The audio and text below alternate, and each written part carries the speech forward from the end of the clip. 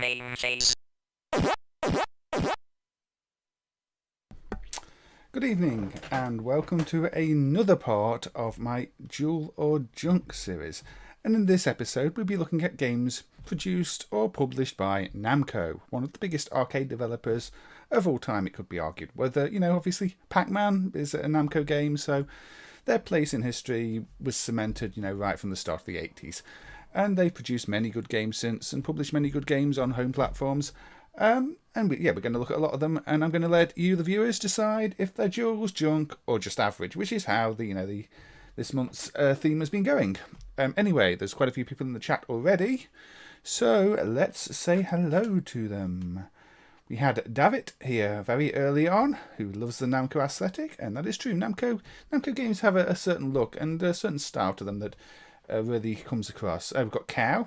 Cow, obviously, we did the Cow appreciation stream the other day, and Cow is back once again, and obviously here to see Final Lap R, which saw some improvements in the last couple of days, and we will be looking at Final Lap R.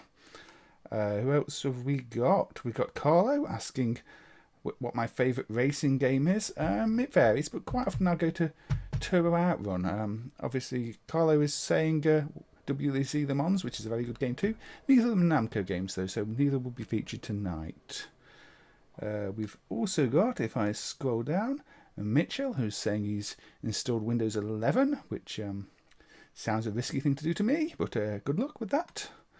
And we've got Bob, who didn't have a day for me, so I don't know what its international day. It can be International Namco Day. I just made that up. So welcome, Bob. Welcome to everybody else. And scroll down. We've got Big Window 9001, another regular, so welcome to you. And Aussie Guy, another regular, welcome to you too.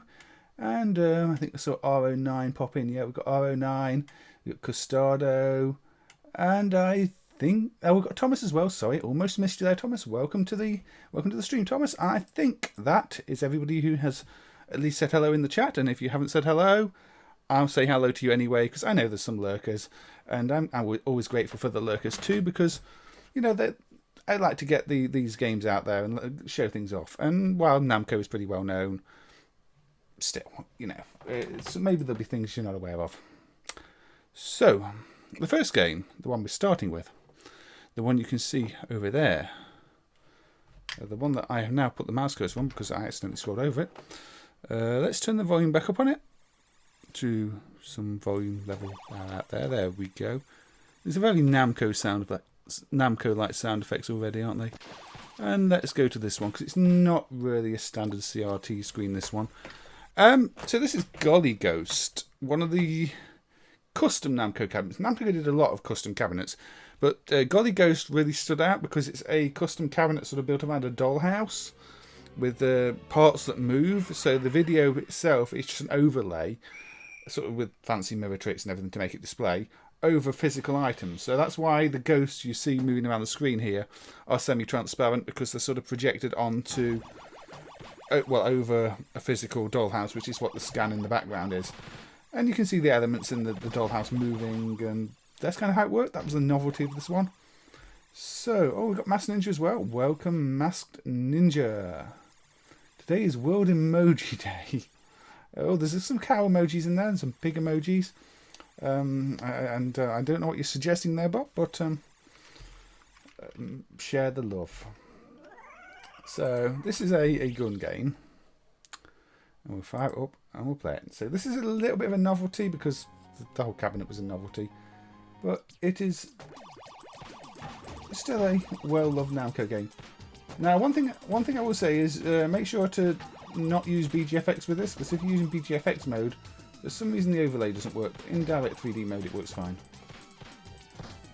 as I found when I was trying to work out what was going on before the stream. Now you see the ghost are programmed to move from where one object is to where another object is. So if you've not got the overlay, well, the underlay, the background, it doesn't really make much sense what they're doing. And also, you know, they try and stay in a room, otherwise if they're not moving around. So having the artwork here is important for the game to sort of feel correct. And the artwork's been around for a long time. It is hooked up with a little bit of a hack in the code, actually.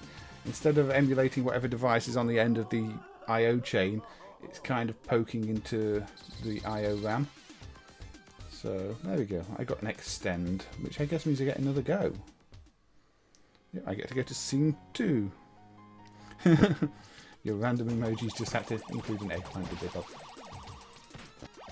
That emoji does seem to have taken a life of its own.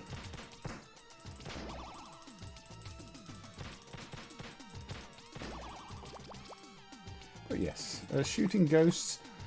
Again, this is one of those ones that's perfect for a Halloween stream. If you know you're short on ideas for Halloween games to play, because obviously it's ghostly. I guess the ghost being in the title means you're kind of likely to notice it. Now there was a sequel, it was Bubble Trouble, which sort of has a more fish tank look to it, but it's not as impressive as this one. This one, they're everywhere. I don't think I'm going to clear this. And also this has got the segment displays for your score at the top and the time, so again that's kind of important for the playability of the game. Are we getting off? Tough luck. Nope. Halo 5 kills, welcome. You missed the crime one, otherwise you would have suggested Undercover Cops. Undercover Cops is a very good game, yes. I might have to look at it again on the stream. I think I've played it before, but it's always one that's worth checking out again.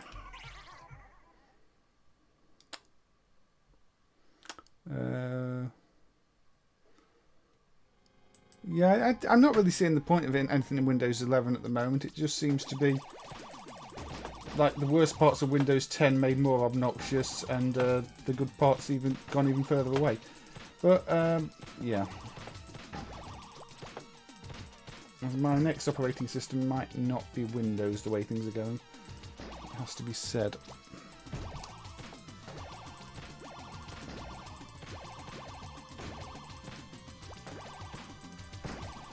But yeah, Namco like these quick, almost redemption-like games where you've got to shoot things within a time limit. I mean, obviously the famous Mechanical Cosmo game, the original Cosmo game, not the video versions, was another without having physical moving parts which you shot, in this case the physical moving parts of the backgrounds, but Namco did like to mix things up like that.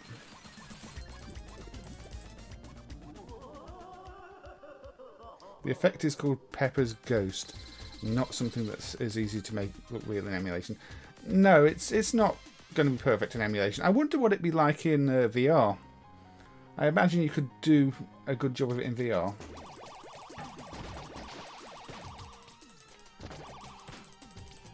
But even you know, the original Space Invaders had a similar technique with the overlay against the background.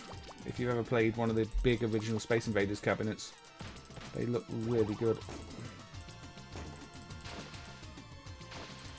And I think people tend to forget that when they just see Space Invaders running in an emulator with black and white display. But that original cabinet was very impressive.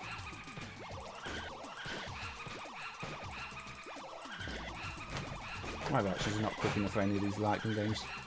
Also, Namco did like their gun games. Obviously, you've got things like Point Blank, quite a famous one. Time Crisis. We might look at Time Crisis later. Anybody getting the Steam Deck console? Probably not personally. I'm not really one for handhelds in the first place. But I guess if people want a better powered handheld than a lot of the ones we've seen, it's looking good on paper. Emoji is Japanese for letter symbol, and E means picture drawing. I wasn't aware of that, Bob. That is another randomly good fact you have for us. And welcome Extreme Wreck 2000. Welcome Manic Panic. Again, these are names I recognise. Welcome Mess Drivers. So it's good to have you back. Obviously, you must have been impressed by something you've seen on one of the previous streams, and that's good. I mean, it means I'm doing something right, because I'm not always sure with these streams. But welcome, and it's good to see you back. And if anybody is lurking and not said hi, feel free to say hi. We've got a nice little community here, and I'm sure you'll be made welcome. I mean, if I miss saying hi to somebody, I'm hoping that the regulars in the chat will say hi, because I want everybody to feel welcome here. Who are you going to call? Not me, because I'm doing a really bad job of getting rid of these ghosts. But we might call some Ghostbusters. We should have probably got the experts in instead of clicky mouse main haze.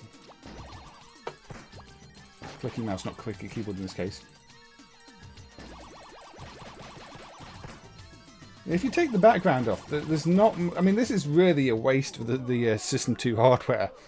It's more or less just the sprite layer with the backgrounds barely used. I mean, the hardware does all rotation and zooming and all sorts of stuff. And here it's just pushing a couple of sprites, well, not a couple, but a bunch of sprites over a physical background. They could have easily done this on weaker hardware.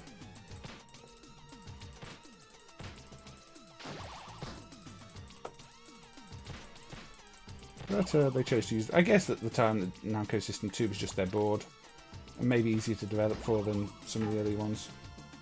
There are always other reasons beyond hardware capabilities why things get chosen. But yes, let's shoot the ghosts that pop out the toilet. What are you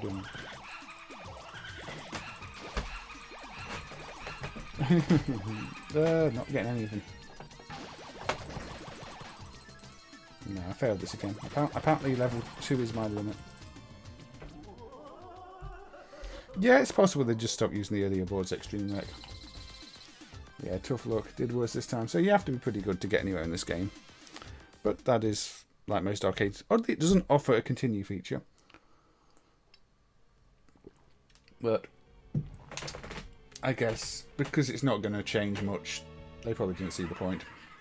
You're just doing this faster and faster and over. And so if you start again, it just lets you get back into the flow. No, there's no actual blending, Mr. Outer Heaven. The actual System 2 video is just this. This is all the System 2 board is outputting. The rest of it is external artwork. So this is actually a physical model of a dollhouse with the image over the top of it, and the parts moving on the dollhouse. So it's a custom cabinet, but the System 2 video is just this. There's no blending or anything else. It is a physical effect. Pepper's Ghost, it was mentioned in the chat earlier. So yeah, I think they did the same with the Golly Ghost, Bubble Trouble, the sequel, but there's no external artwork for that, and it's not as impressive anyway. But yeah, this was a very impressive little novelty game, really. But I think that's a Splatterhouse house, isn't it? Or very similar. Can I please play one game with a real light gun?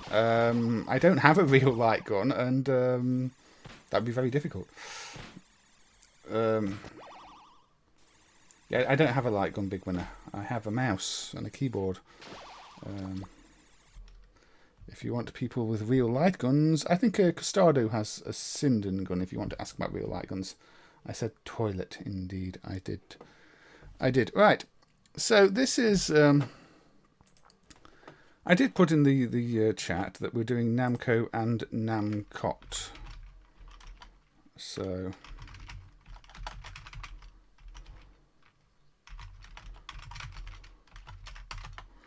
Namcot was kind of the home publisher for Namco. The name they use for their home games. Nobody's quite sure why they use the name Namcot, but most of the home games on the NES and Mega Drive will use Namcot, not Namco. Although it says Namco right there. Now, personally, I think they missed a trick here, and you know they could have gone with something quite different. I think they should have gone with Namco. There you go. You know, nice little pigeon logo, Namco. Far, far, far better than Namcot. Because Namcot just sounds like something you put a baby in and rock them to sleep. It has nothing really to do with games. So Namco. And there you go. Of course, there's a second possibility. They could have gone with Namcow. You know, it might not be Cow Appreciation Day, but wouldn't Namcow have been a far, far, far better logo? Yeah, Namcow is the missed chance, Custado. Namcow is definitely the missed opportunity. Look at that logo. Look at that free clip art I found online to make a Namcow logo. Anyway, on with the show. This is Megapanel, which is a puzzle game. So you've got your one play exercise, which is a tutorial, 1p pin up, which is the main game. Hold on, I'm going to turn the volume up a little bit here. There we go. So now this is a puzzle game where the main mechanic is sliding tiles, which obviously isn't always the most popular mechanic. Maybe that's why this doesn't have a direct arcade equivalent, because this, as far as I know, is a Mega Drive exclusive. There is no arcade release of Megapanel. I don't think it even made it to any other home systems. It is purely a game that came out on the Mega Drive and nowhere else. I wonder if you play Famicom Star Wars. It wasn't on my list. Is there something special about Famicom Star Wars that I should be looking at Game Glitcher for? You're going to make Namco now. See you later. But I gave you a perfectly good Namco logo there. Cow. But yes, if you know, maybe you should ask Namco if they employ you as the Namcab, and that could be a life opportunity for you. But yeah, this is. Oh yeah, we didn't do Jewel or Junk. Where does a Golly Ghost go? Does it go in Jewel or Junk? Sorry, I completely forgot my own theme. Where are we putting Golly Ghost? Before I get carried away with Megapanel. Do we like? We're going Jewel on Golly Ghost. Okay, I think I would agree. It's a very special cabinet, visually very appealing, fast-paced gameplay. So yeah, I mean that is where I would put that specific game. You think Jolly Ghost is junk, Extreme Mech? Oh, Mo thinks Golly Ghost is a jewel. I say I'm inclined to agree with Jewel on it. Why did you not like it, Extreme Rec? Aussie Guy Gem, Hidden Gem on Big Winner. So let's just pause and no, before I actually forget completely. This is what the heat will do to me. My concentration goes. Let's put Golly Ghost into Jewel because yeah. Okay, so Golly Ghost is our first Jewel for tonight.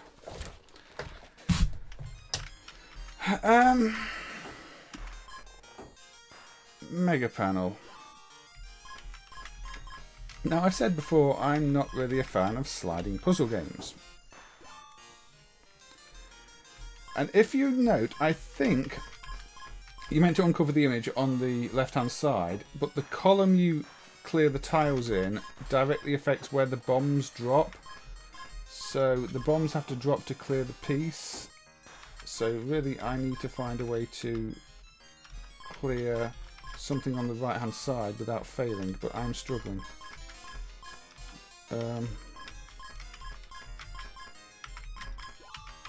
Yeah, I've failed already.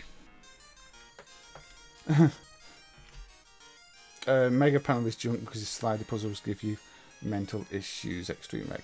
Is that your early vote for Megapanel then? Is not a favourite.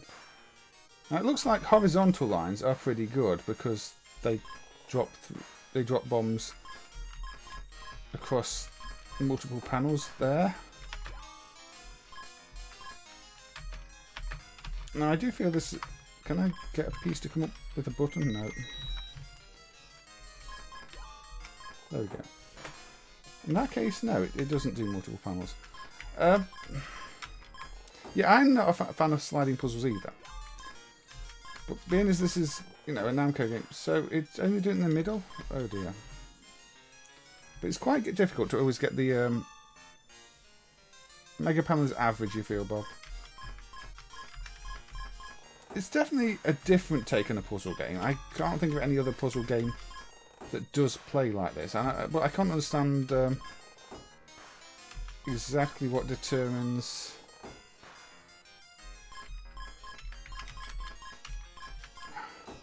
where the bombs drop. I mean, it seems to be to do with where you clear the lines. But it's also not 100% obvious. It's the last place I wanted to clear one. Yeah, just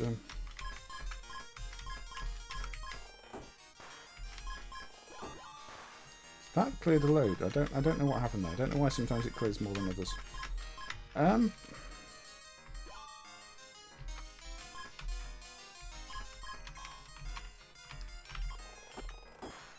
Okay, this is bad. This is very bad. Yeah, I failed because I can't get that out of there. Nope.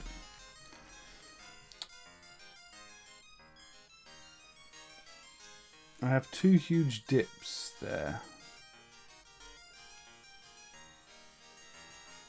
-1 likes puzzle games, so thinks Megapanel is good.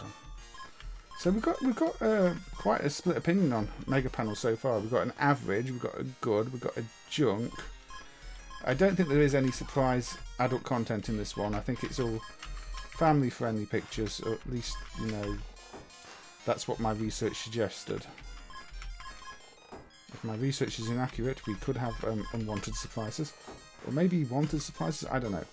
Now, obviously, there is strategy to this, because I've seen people do a pretty good job of playing it. People who aren't me. But it's very easy to leave yourself in difficult situations where you've let a single column get far too high, and or you can't move across like here because you've not left anywhere for your piece to move to.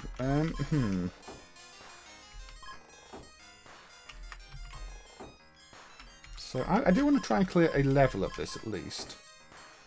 But the game doesn't really change much. It's this is it. And as far as I know, this only got released in Japan too, so it's a pretty obscure Namco game, or a Namcot game. Oh, I've cleared the round.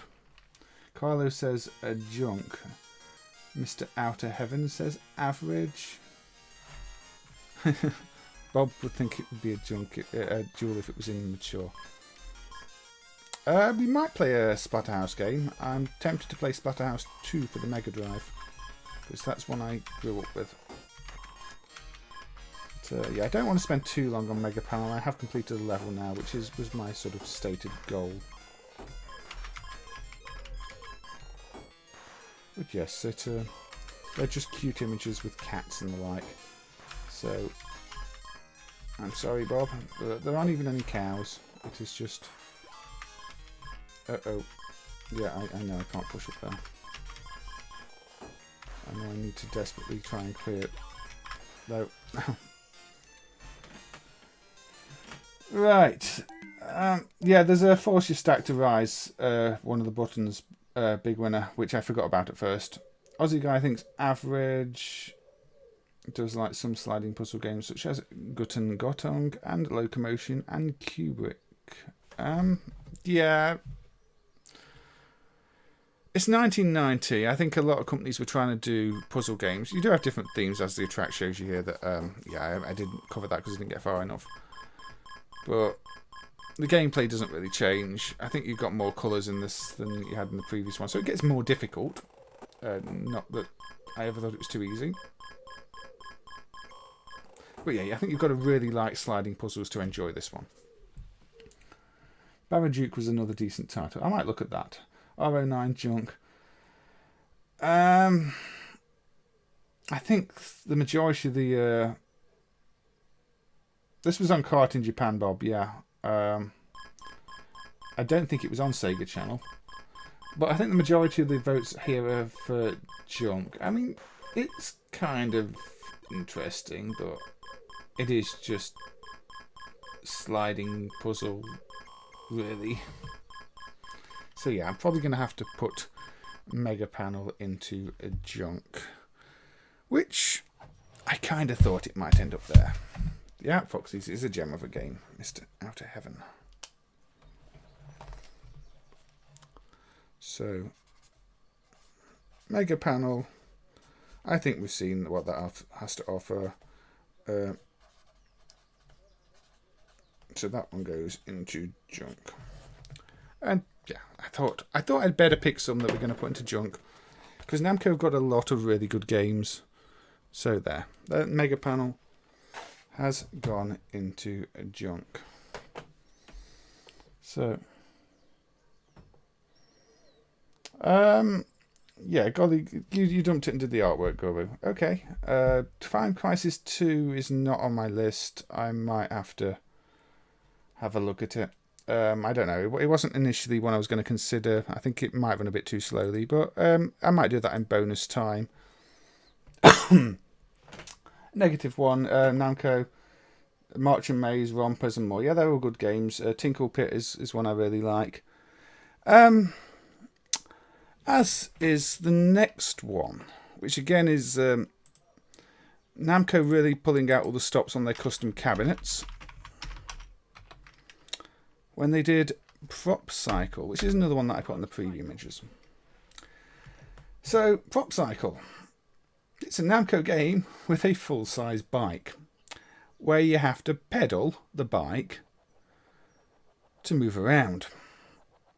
And if you've ever seen a Prop Cycle, you will never forget it. It's one of those where if you've seen it, it sticks in your memory forever, because it's a completely unique game, completely unique experience. And I have a feeling already that this is going to end up in Duel, because let's face it, this is kind of Namco at their best. But we'll have a look at it. Look at it up. Yeah, Prop Cycle on the real cabinet would be awesome, Mess Driver. Downhill bikers also use the same bike pedal controls. I've never seen that one, Game Glitcher. So you've got you can play one stage, or you can play the advanced story with 4 stages. We'll select the advanced story. I don't expect to get very far, but you know, we can choose which one we want to do on day 1. We'll go for Industan, which is the difficult one. Now,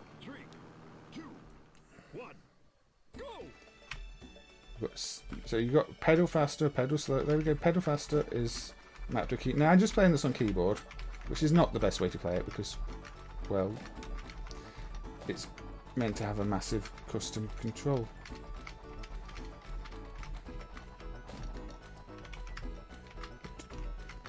It's surprisingly playable on keyboard. I guess the game is somewhat forgiving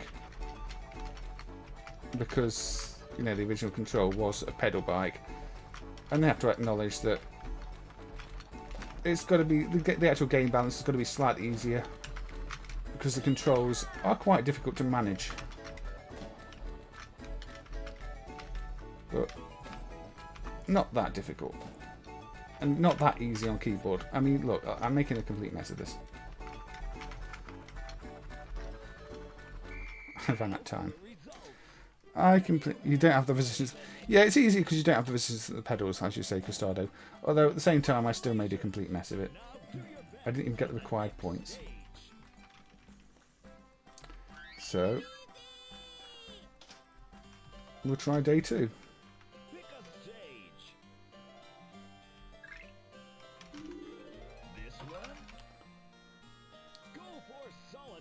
You don't really know how well it plays. You're voting this one already, Crazy Seat.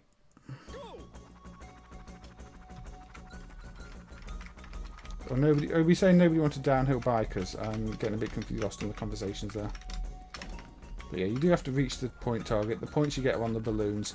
Some balloons will give you extra time instead. Oh, I missed that one there. Let's keep going.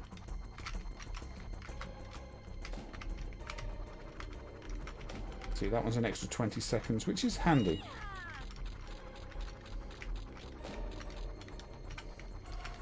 But yeah, I just love the way they've crafted the world on this one.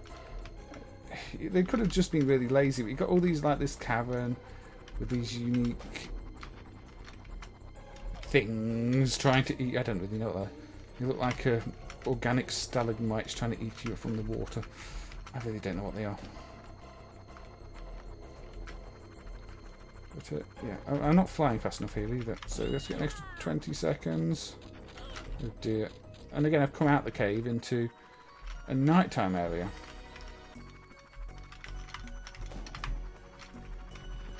Now, this game doesn't have any cows, disappointingly. You would have thought maybe it would, but there are no cows to be found. Which is one I can... I've crashed into the waterfall. That wasn't clever. I'm going to fail this level too. Now for the results. Can you handle playing the next stage? Does MAME support bike controllers yet? It might... If you had a bike controller that just provided the analog inputs, it would probably work. I've missed that one down there.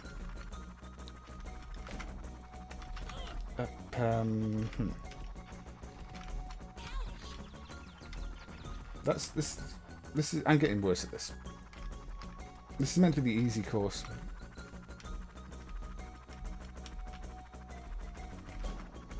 And I need 1,200 points. No, this is not the easiest course, an easier course. But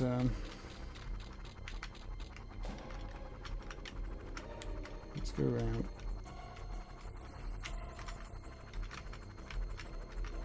You do have to be fast. That's one thing that the game doesn't really initially make clear.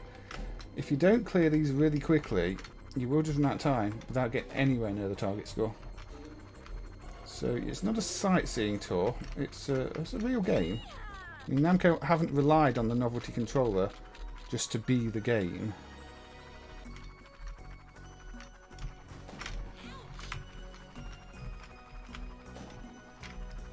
And you're obviously got to find your best route around.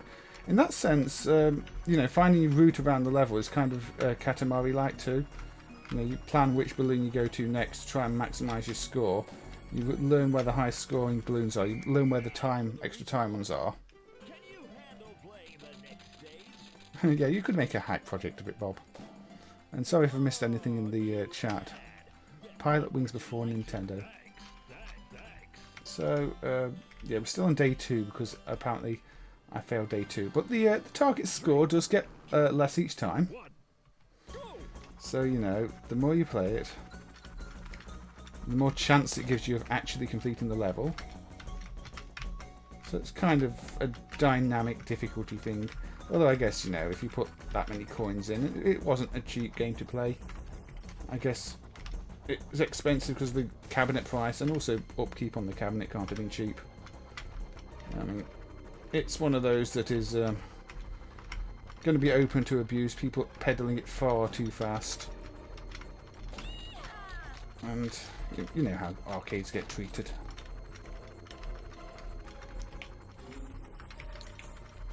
Now, I saw a few early jewels coming for this one. Does anybody think it's anything other than a jewel? Are there any more jewels to come forward for this one? I'd be very surprised if the overall opinion wasn't jewel.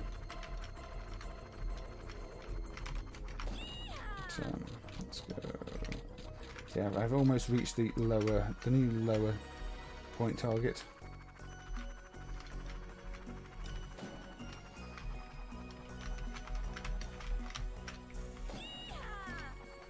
In fact, I've almost reached the point target I needed before, but failed to get. And I've also done the same thing with flying straight into the waterfall. But yeah, as you can see, this one runs really well in MAME.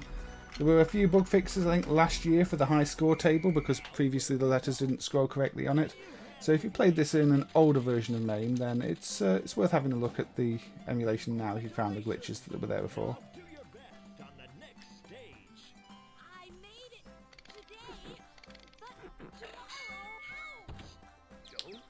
The Hydro Thunder and Arctic Thunder, yeah, they were pretty good fun games. Hydro Thunder was a favourite. Unfortunately, it's on PC type hardware, so even if it was emulated, it probably run quite slowly. It depends how hard they push the CPU, but I guess they're going to be pushing it quite hard.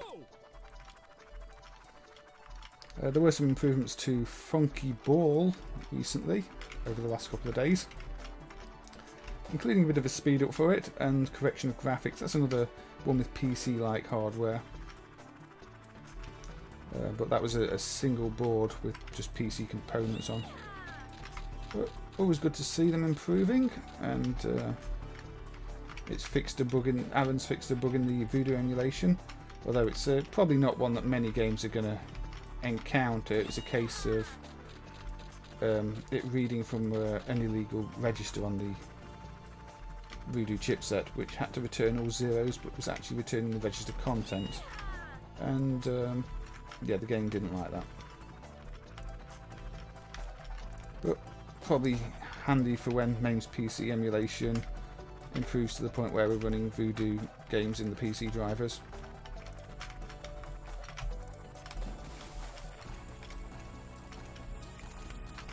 Yeah, my strategy with this is not good.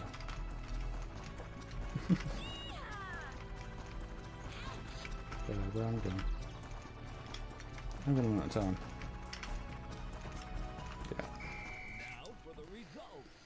Yeah. Dirt Dash. Yeah, Dirt Dash is good fun. There's lots of suggestions here. Lots and lots of suggestions. So Gem, Jewel. Yeah. I think we're going to put that one under Jewel, aren't we? I think that was a kind of obvious one. But yeah, that's one of those standout Namco games for me. Not only because of the novelty cabinet, but because they've also made a really good game around it.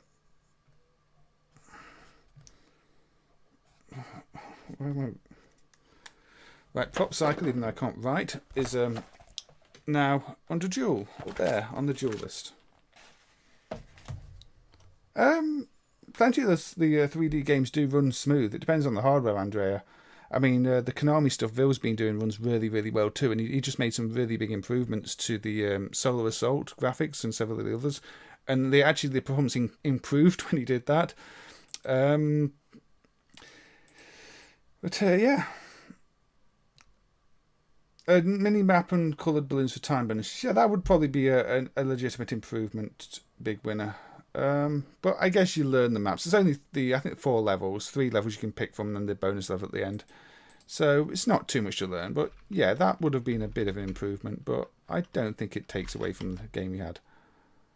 So let me just scroll through the chat actually, because I know it was quite a lot was said. Motus was on the Specky. Motus was also on the CPC. It was a fantastic port. It's not one probably not going to play the a CPC port of Motus today. I might play the original. I think I played the CPC port on a different stream. But yeah, that was a good one. Motus is one I enjoy. Did anything else I need to reply to? Yeah, System 22 are meant to be interlaced, so MAME kind of makes them look a little bit better than they were. Oh, evening Pat McKnowles, AKGP. Sorry, I didn't see you there before, but welcome to the chat. I hope you're doing well. And yeah, if there's anybody who joins who says hello, I hope, can you just make sure that they feel welcome, because sometimes things will scroll up off the scene. Hey, welcome Pat McKnowles, and yes, it is a better way to exercise than gym bikes. I mean, I'm surprised Namco didn't kind of do what Gallico tried to do and get into the gyms with the games like that, because I think they could have done really well. Namco had some skiing and skateboarding games. They had some skiing ones. I don't know if they had skateboarding ones. I know Sega did. -1. But maybe the one's not coming to mind. Yeah, old i5 from years ago runs System 22 fine. System 22 is not overly demanding. But yeah. Yeah, I mean, most of these arcade games don't have that many levels, Big Winner. They weren't designed to have a huge number of levels. They're not home games. That's one of the big differences between home and arcade games, really, is that home levels tended to have more levels, whereas arcade games were a more streamlined experience. Okay, I mean, I'm going to get the ones that are on the preview out of the way for now. So, here we have Final Lap R. Now, Ryan has improved a fair bit in this driver over the last week. Previously, the majority of the roadside sprites did not render. Now they do. So it's gone from looking like a very plain, not even as good as the original Final Lap game's Final Lap game, to actually looking pretty good. So, yeah, Metal Hawk is still glitched, Mr. Outer Heaven. It's one I need to look at because Metal Hawk is using the same rotation chip as Speed Racer, and also this, but I think there are some emulation issues with the rotation chip, and I think it's due with the wraparound and sub-tile map selection. And I think Speed Racer is using that in the road mode, and it has the same issue as Metal Hawk in the full tile map mode, or the non-road mode, not full tile map. But yes, we have Final Lap again. But you can see all the roadside objects now render, and for as long as this has been in MAME before, you know, all these objects around the road were missing. It was sprite emulation bugs in the sprite chip. I think it's Namco 355 sprite chip. Cow has already seen this, Bob. Cow, in fact, posted on Reddit about this. But let me know if the volume's okay, because a lot of these Namco games have quite low volume, so I'm having to move the volume. Now, there are still some missing sprites on this screen, because this is meant to have the course names on the screen, and it doesn't. So, I don't know where those sprites are. But they're not there, clearly. Now, one of the first things I did notice with this versus the older Final Lap games is it does control a bit better on keyboard. And now, I'm not saying it controls perfectly, but now I'm making it look bad. But if you play it, yeah, you have to get used to it again. If you can play it by tapping the keys, and it actually plays all right once you get the hang of it. Whereas on the other Final Lap games, no matter how you configure the controls, you always seem to end up spinning out. So, you know, with a proper wheel, both are fine. If you're looking to want to play on keyboard without a wheel, this one you can master it. it'd be better if I was actually demonstrating that in my play, but anyway. Now, some of the objects in this, when the initial fix went in, didn't actually look correct still. I mean, those cranes were appearing out of position, and again, that was a second bug in the sprite emulation where it was adjusting the position of I think non-flip sprites when it shouldn't have been on multi-parts.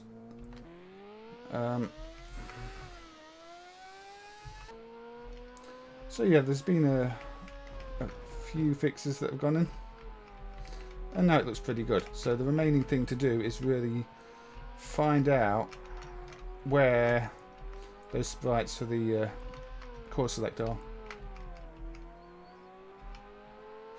because they don't appear.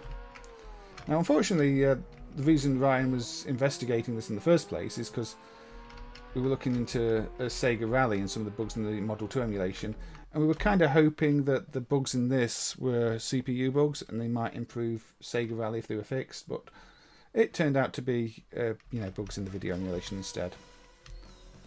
But either way, we've seen some improvements here. Now, I do notice something at the top of the screen just as those maps are moving along after you select them. I wonder if the sprites...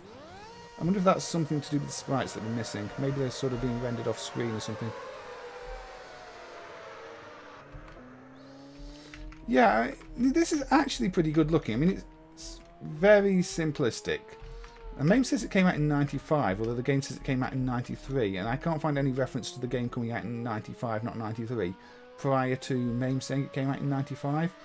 So I think that might just be a typo in MAME, because I'm pretty sure this isn't from 95, and it should probably be corrected to say 93.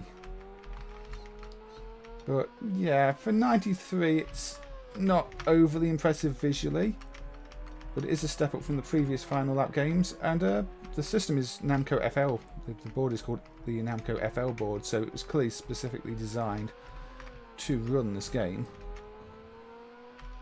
But one of the latest sprite scalers, really, before everybody moved on to 3D once Daytona hit. Yeah, I'm not getting drop frames on the stream, so the stream should be fine. Yeah, I did prefer pole position myself. I've never had the chance to play an original Racing Force game, Glitcher, although I'd like to. I mean, it looks really impressive from the videos I've seen and the hardware tricks they're using. But I'm going to spin out whatever. I'm not good at any of these games. I'm demonstrating the progress in MAME, and the fact that we've got a Namco theme means I'm playing Final Lap again. But if I wanted to play it properly, I should probably just invest in like a steering wheel or something. But, you know, it's just nice to be able to race around these tracks and see all the background objects. And see just, you know, how many objects they've laid. Because there's quite a lot of sprites on those corners for the hills and the stands. And the other thing you'll notice on this, compared to the older Final Lap games, is the sprite movement is much smoother. On the older Final Lap games, the sprites are kind of jittery when they're going around corners. Here they're really smooth. So they've improved the game engine, and that's not a main bug. I've looked up videos of the original Final Lap hardware, and the sprites aren't perfectly smooth. But yeah, they've improved a fair bit, and I'll probably be demonstrating a fix to Suzuka 8 Hours 2 in a little bit too, because that was also been improved. But yeah. Oh, and the other thing you might notice, I'm racing with the Ferrari in this. If you go into service mode, you can change which car you're using. In a link cabinet setup, I'm assuming each machine would be assigned to a different car, or ideally would. So yeah, if you go here, you see Ferrari, but you can change Ferrari to, you know, Benetton, and then You even get the different car in the intro with the different logo on there. It's easy to make turns in this one than it is in the other final lap, but I think the fact I'm using a keyboard is not helping here. Big winner. Yeah, it's got pretty good controls. I kind of like it. So let me have a look at the chat anyway. So now I'm not concentrating on the game. Yeah, Guru says use the brake on the corners. I was trying, but it's a case of finding your feel to it. Yeah, Pac-Man, I don't think it was 95. I think it's 93 as it says on the title screen. I don't think it got stuck in development for 2 years and didn't update the title screen. So where are we putting Final Lap R? Got Jewel from Extreme Wreck. So yeah, I've quit out Final Lap R now. Jewel from Extreme Wreck. Got any other votes in for Final Lap R? Yeah, Atari had Race Driver in Ace Driver in 95. Yeah. Atari? Namco. The heat is really getting to me. Jewel, a Junk from Carlo. A Jewel from Costado. So we've got yeah, we seem to be getting mostly Jewels. We've got John 4 or John IV, John 4. John 4's channel. Alright, is everything dumped by Guru a Jewel then?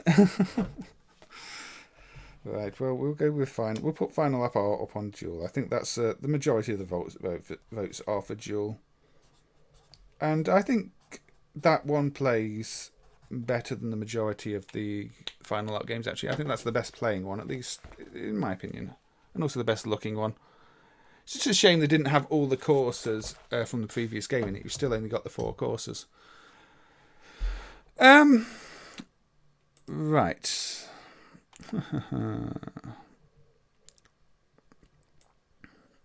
Okay.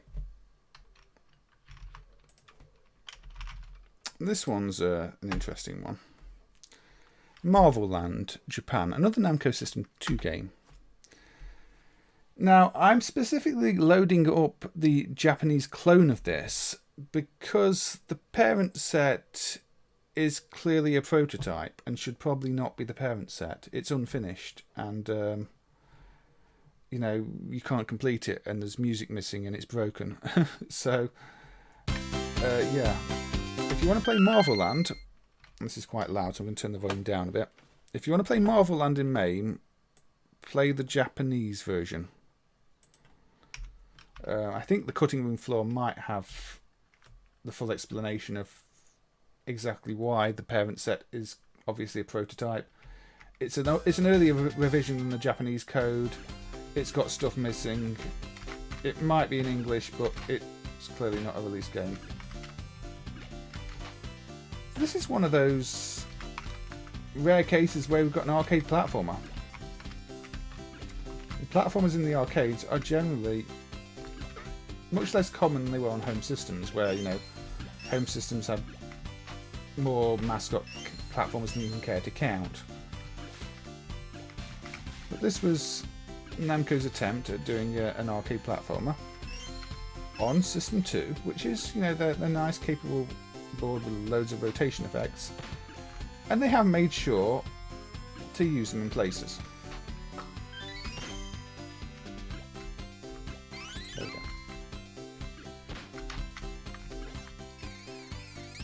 But yeah, this kind of one-hit deathy. I don't think the US version was even released. I think it's just, you know, it's been dumped from a test board. Maybe there is a released US version out there, but the set in MAME clearly was not. But here you can see the rotation effect in use. So, you know, the hardware does rotation, and they've used it in places like that. And the idea is, much like Mario, you're meant to jump up high on well, it's not a flagpole in this case, but the target board. And I completely failed to do that because I was demonstrating the rotation effect instead.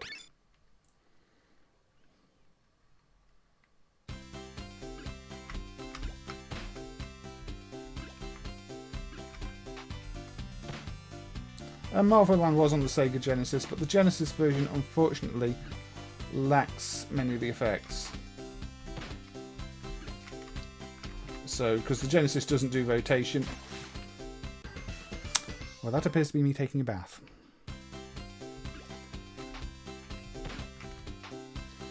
But, yeah, we still probably need to find a proper US board or world release for the arcade, if it ever actually got released, because yeah, it's the US version is not a finished version, at least the one in MAME.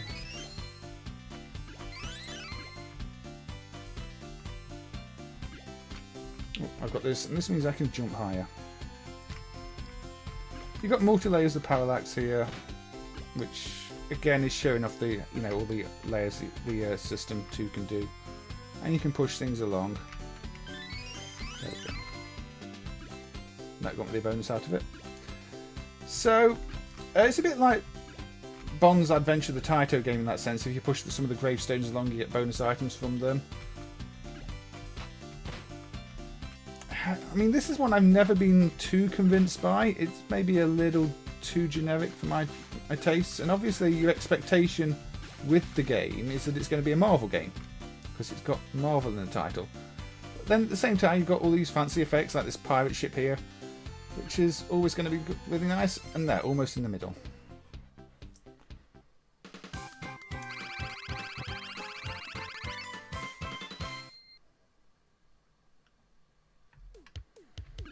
Yeah, the Genesis hardware can't do rotation. Oh, I mean, I struggle to even say the Sega CD can, even though it's advertised as a feature. It's it copies a rotated image to a different RAM in hardware, but then you still have to upload all the tiles. It's not true native rotation. It's sort of a tacked on blitter effect.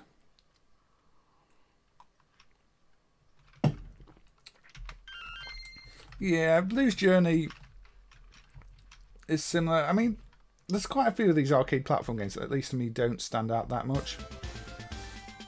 I think the arcade version of this stands out maybe more than Blues Journey to me. At least this has got some pretty good music. And it's colourful. That's the problem with the Mega Drive version. The Mega Drive version of this is really, really dull. So there's a bonus in this one too, you see. Whereas the arcade version is colourful, has all these effects, and it kind of makes the game. Although, that's cheap. That arrow was already on the floor, you don't expect that to kill you. Yeah, there aren't that many arcade platform games, that's what I was saying, R09. So when you play a platform game in the arcades, it does feel a bit like more of a home game. More of a home game. It might be one of the reasons that, Taito's Recall Horn didn't get released, but it's only a prototype. Maybe they kind of realised that people don't want platform games in the arcades that much anymore. Well, Recall Horn is really good if you've not played it. It's a shame it didn't get a proper release.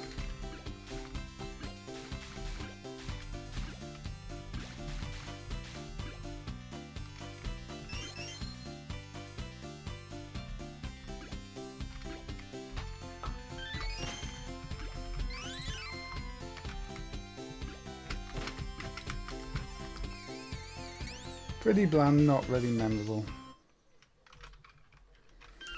Yeah, this isn't really strange enough either, is it, Mess Drivers? I mean, this one is one I would personally put in average.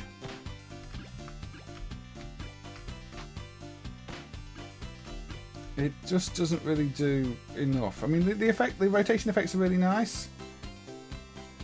But here, you're pushing something. They're not bothered to put a nice push animation, which feels a bit lazy. Again, I'm pushing the ball there. There's no push animation. It's definitely not, a Sonic level platformer. It does feel a bit rushed, and this is only the first level. The first level is where you expect everything to be really polished and where they put in all the effort. So I'm guessing, there are probably secrets if I take those things up and find them and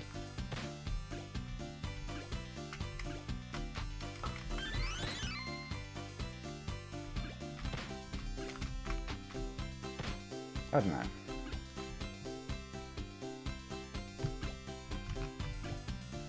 Oh, so close. It's a heck of a lot better than Wonder Momo. Yeah, Wonder Momo is probably another one I get to look at some point. Carlo thinks this one's junk. Capcom had loads of platform games. They had some. I mean, once they got to CPS2, they didn't really have any platform games. Again, sort of platform games just died out as an arcade genre.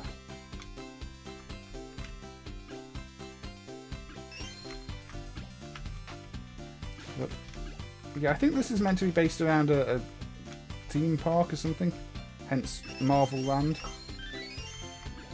I seem to recall something like that. I think it was a Japanese theme park, which is how they got away with it, or I don't know. I still wonder why Marvel didn't just sue them, but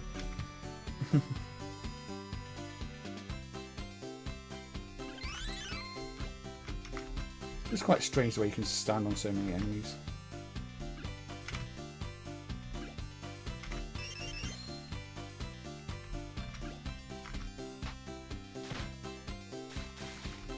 Yeah, nice little bridge effect, but Sonic did that. Nope. Even worse than last time.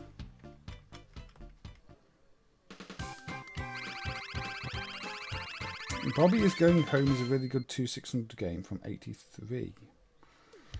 I'll have to try and remember that one.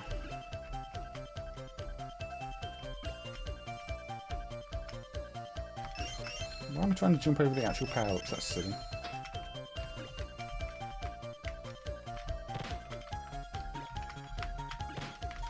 So if I duck, this acts as a power like that. That's... Oh look, we've got full screen rotation effects because the hardware can rotate the background. Again, it's a nice little novelty. But...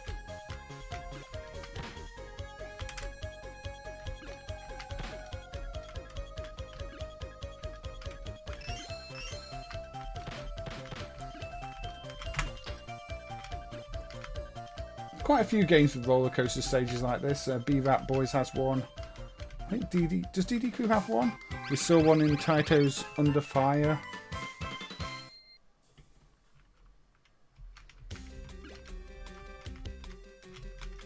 So you've got a bit of a different theme.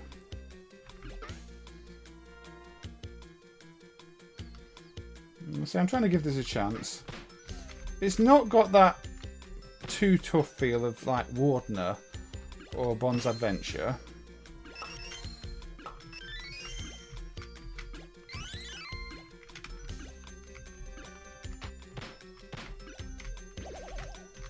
But I can see why, you know, it's not one that gets talked about that often, and you know the Mega Drive version is not talked about that much either. It's just kind of there. And the one-hit deaths are frustrating. I think I'll be moving on from that one. Yeah, it's gone to a dull cave level. It's still got a bit going on, but Nier Automata has a coaster stage. Does it, Neil? I wasn't aware of that one. I've only played the PS3 game for that, not the newer ones. You saw McDonald's fries. Yeah, well, I think they were fake McDonald's fries. Yeah, Capcom did have some good early platform games, but then they kind of died out. Average, high, okay. I think I've saw quite a few averages in there. Ghouls and Ghosts was CPS1, Neil.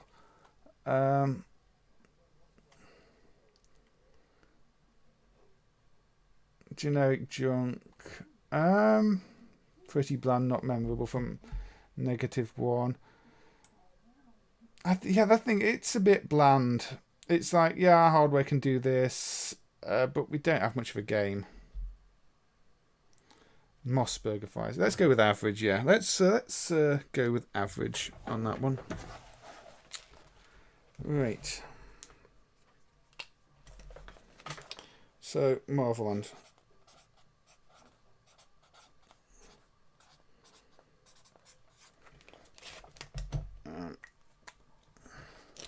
Hold on, just a second. I'm going to see if the cutting room floor did have the article or if it was somewhere else. Marvel Land Arcade.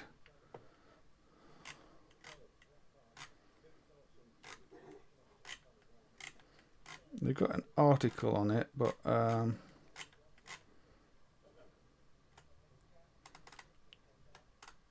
version differences. Does it say items?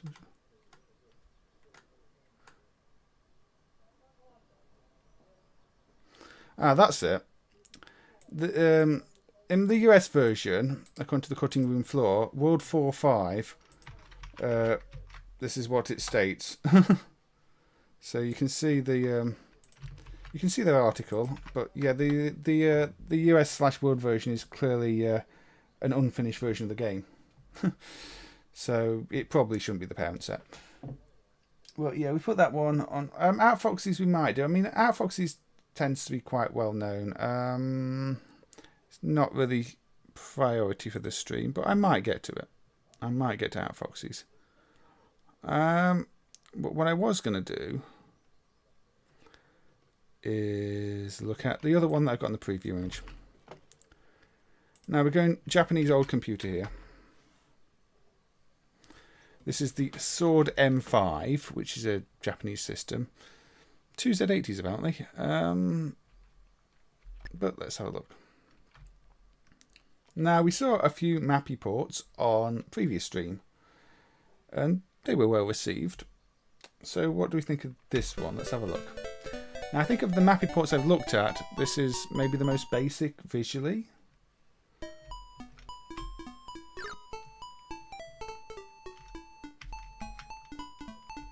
But does that mean it's a bad game? You look at this stream while you're building a Gundam. That's a nice little hobby to have, building such things.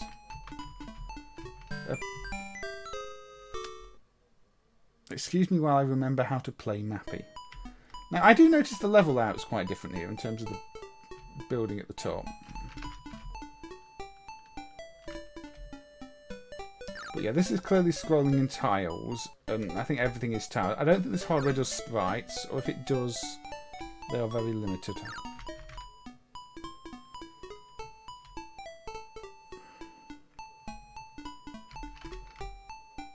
Also, the sound is quite minimal. There was no sound effect there for opening the door.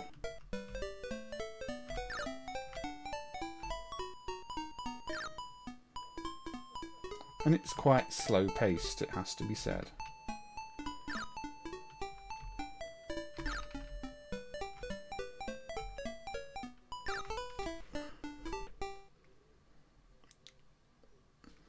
Yeah, it killed by the first cat, yes.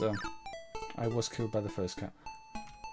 Yeah, it does have that MSX look in terms of the colour scheme, doesn't it? I mean, it could be the same code base as the MSX version. I've not played the MSX version.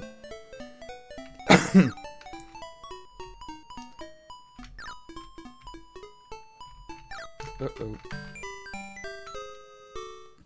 No, the music seems a little slow, but it's not too bad. But the rest of the sound design is near non-existent here. I would like to get a little bit further in though.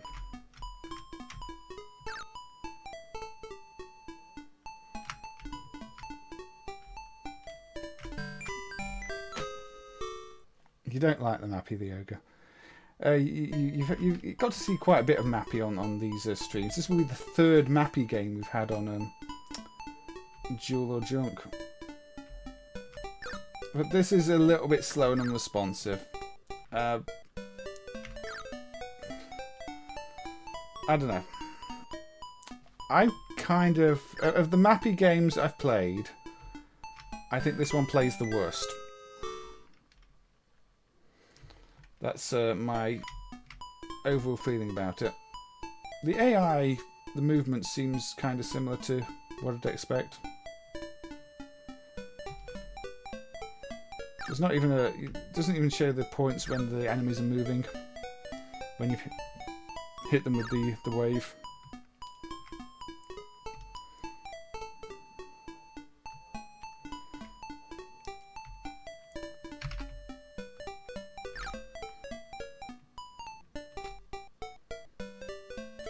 Swap between different devices in F. You mean the F4 viewer? I think they just get shown after each other, Ryan, as far as I know. I don't think there's any subdivision. The Specky Beeper could have some good tunes though, Extreme Rec. Quite like some Specky Beeper music.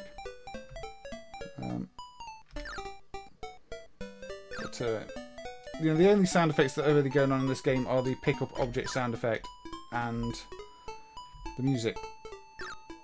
The rest of it's kind of missing.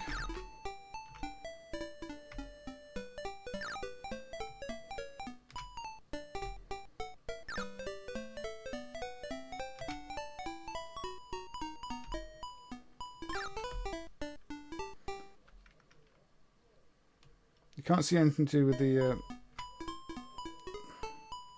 Is 132 the sprite chip? 123, 123 the sprite chip? I always get the numbers mixed up. But yeah, I don't know where those sprites are. It's quite confusing. I was kind of wondering if there was in a different list because, I mean, the code attempts to draw 2 lists, but I don't think there's ever anything in one of the lists. So I was wondering if it had maybe different pointers, like the Sulavu test mode apparently does.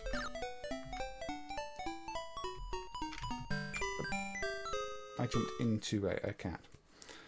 So the M5 version of Mappy. 123 is the tarmac chip. I don't think it's going to be a tarmac. I think the tiles are in the sprites section, aren't they? You can find the tile. You can find the tiles, and they seem to be the sprites. I think they're around the 7A something mark in the sprites, in the sprite tiles. So to me this is I think that's kind of a junk version of Mappy, but Extreme Rec thinks that's a jewel. Yeah, I mean I don't know. I'm kind of tempted to put that one in junk, but we've got a vote for Jewel, and we've got a mare, which I'm going to take as average.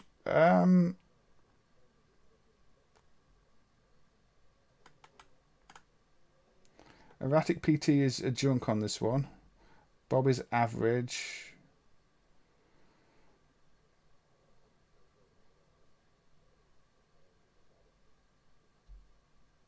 The names are clearly on the tile there. That's interesting because they... Are the actual maps on the tile there too? Because they zoom at exactly the same time as the maps. Neil says junk. Low quality version junk from Guru. Junk barely. I think that the junks are winning this one. So we're going to put Mappy for the M5 and junk, I think. There are good versions of Mappy, and there's that version of Mappy. And yeah, I'm going to put that in junk. So there we go. That's gone into junk. Say before we move on to big 3D games or anything like that, let's have a look at. Let's have a look at the plug and play.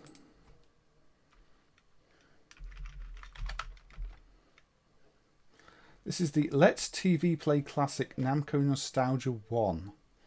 Now this contains 2 Namco games on Xevious hardware and reworked versions of them. And this is one of the things I emulated a few years ago now.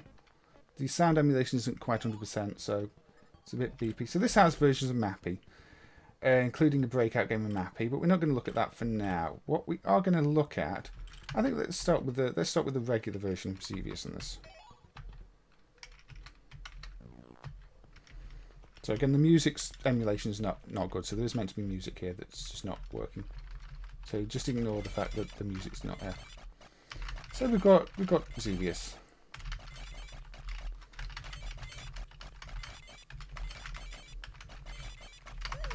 Now I think this is a pretty decent port of Xevious. It's got what you'd expect from the gameplay in it. Yeah, it's maybe a slightly unusual combination. They're probably not the 2 games I would necessarily put together myself. But you know, Xevious is considered a Namco classic. And this port plays, to me, just fine. Just, you know, ignore the fact that there's some missing sounds because that's the emulation. If you find original footage of this, it sounds really, really good, in fact.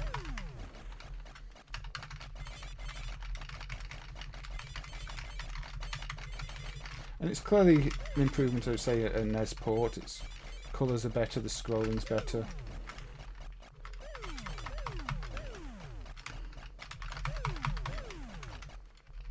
I should play Xevious, the bootleg. Maybe if I do another bootleg stream.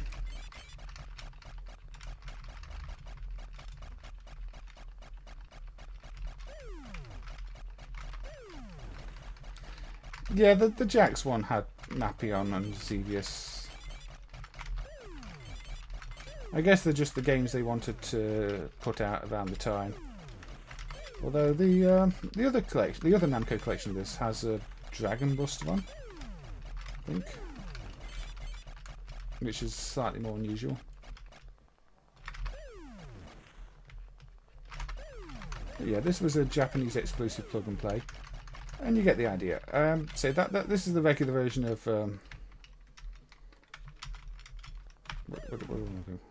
No, I want to go. No, let's just reset. It's easier to reset. It does save scores. Does have alternating to play support. But this is the remix game in this one. So I can't read the Japanese title, but this is. A different game, still based on the Xevious concept. Xevious is a true jewel. So this you're collecting flags and racing along and avoiding things. And I didn't avoid that successfully.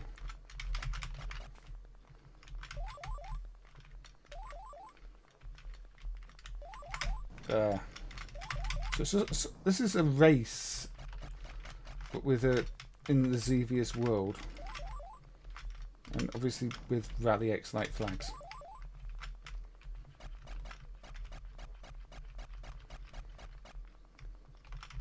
Then we get a bit of a boss fight.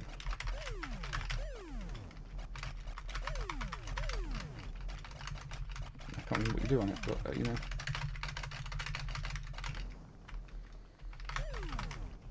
I think you have to bomb it, but I can't remember.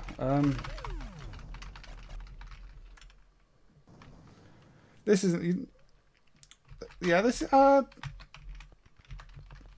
It's an interesting take. I mean, I like the fact they've included something different, not just the base games on these. That's what kind of makes these Namco and Taito nostalgic things interesting. In each case, they've included something that isn't just the original game, but is. A bit extra.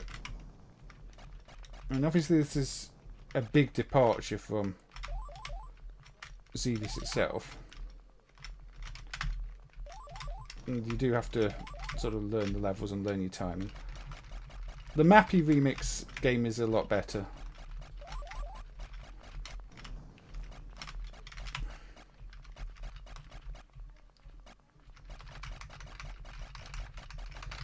So what do I do on this? Do I just shoot it lots of times? Maybe I just shoot it lots of times. But my shots just seem to be going through it, so I don't really know. I used to know. I've forgotten. That's the worst part.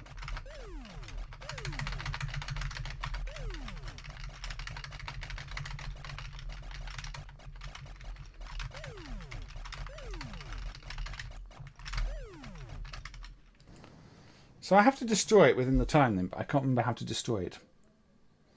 Shoot the core, but I think I have to bomb the core, don't I? Shooting game with a... Yeah, okay, so... We instead will look at the Mappy thing in it, which I've shown before. I mean, it's got Mappy. The Mappy port's decent. But the interesting thing is this, which is, you know, Mappy mixed with Breakout.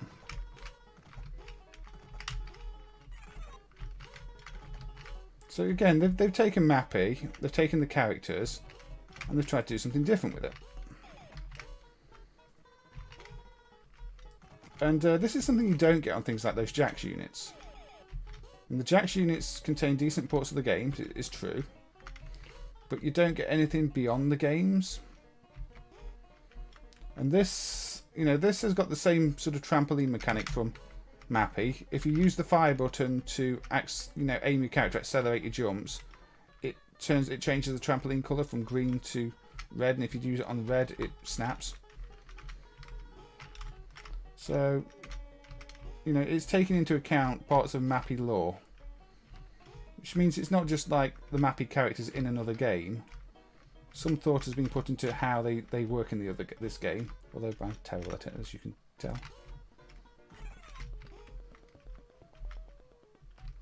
It's got the music. Again, the rendition is slightly off in the emulation. You can tell it's Mappy. And if you get the objects in the order they're flashing, just like in the original game, you get more points. So if I can get that one next, I didn't manage to.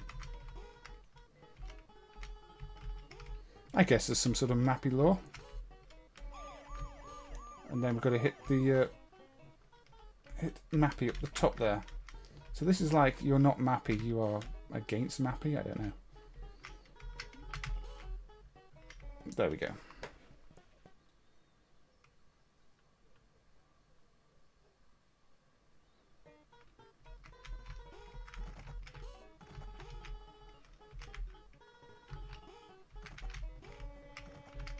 I was trying to bomb the red flashing things and failing miserably.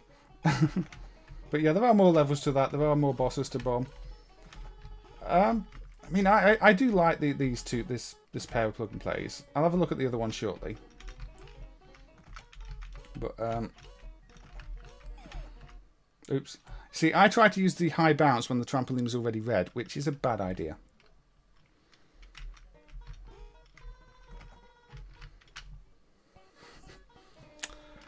Anyway.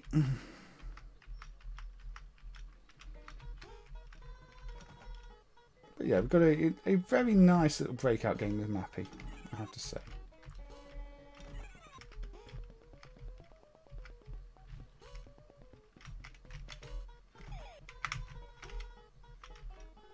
Yeah, breakout theme Mappy. And we'll have a brief look at the actual Mappy game in here. I'm going to ask for the unit as a whole to be given a score of, jewel or junk, not the individual games. So here, here you have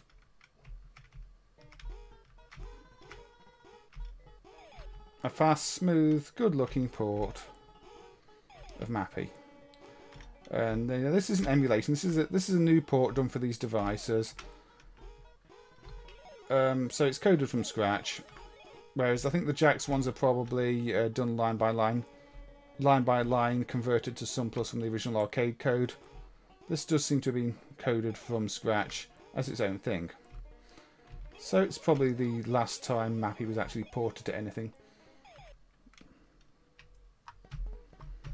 So we're going dual with this collection. Yeah, that makes sense. I don't want to spend too long on Mappy again because we played Mappy for a while before. But yeah, I think that Namco Nostalgia one does really belong in duals.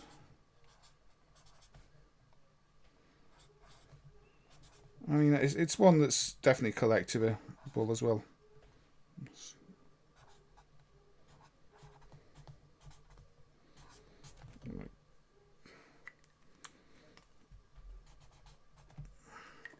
Well, if I picked up the pen that is almost out of ink again. But Namco Nostalgia Volume 1 goes up there. Sorry if I've not... Hey, sorry, let me have a quick look at the chat. So I think Bob has provided the Japanese subtitle for Xevious, which I'm sure somebody told me before, but I could not remember. Do I have a Patreon link? Mick asks. No, maybe I should set one up. I don't know. It might be a good idea. I'm not sure. It's kind of one of those things where I've not got around to it, and it's like I always doubt that I'm going to have enough content for people to actually want to, commit to any kind of regular payment. Yeah, Mappy is also on the Jax one. Yeah, we talked about that. Yeah, I don't mind trying to answer the questions on stream, Ryan, but it's like I don't remember everything off the top of my head if I'm not got it in front of me. So, dual for Xevious, dual. I mean, I think we're reviewing the unit as a whole, and I think that unit does get a dual from me at least, and the chat seem to agree. It's got good version of Xevious, good version of Mappy, and it's got 2 remix versions, which say are pretty good fun and something a bit different. Anyway, I'm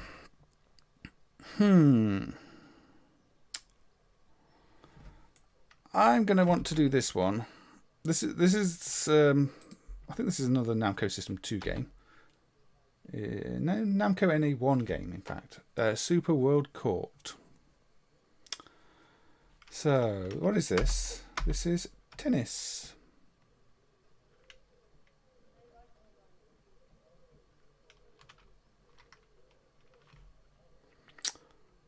So, it's a Namco tennis game. Namco had their fair sports game and sports games. Mostly baseball. They've got a whole series of Super World Stadium.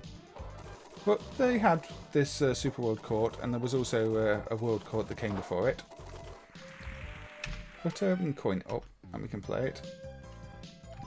It's up to 4 players, so, that's always a good sign. You think it's junk already, Custado? And we can pick the cat.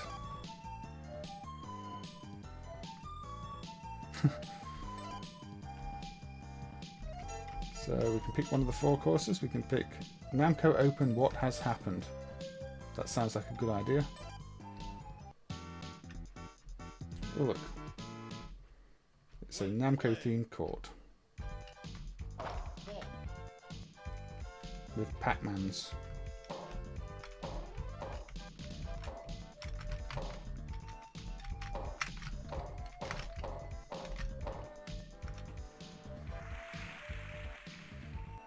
Too many Pac-Man.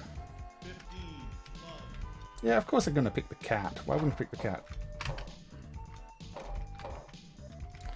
Now, I mean, I don't think there were many good arcade tennis games. There are some that I enjoyed when I was young. I mean, I enjoyed Passing Shot on the Spectrum when I was younger. Then I played the arcade version. I kind of didn't see the appeal of it. There's the tennis game in Capcom Sports Club that's pretty good. And obviously Virtua Tennis in terms of newer games, but other than that, not that many. I think there's the Ultimate Tennis. That's not bad. It looks nice, but doesn't always play that well. 40, 30. But, there's a handful, but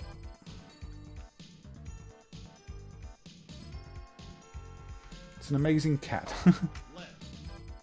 It's not the best cat at playing tennis, to be honest. You do have to get your timing right.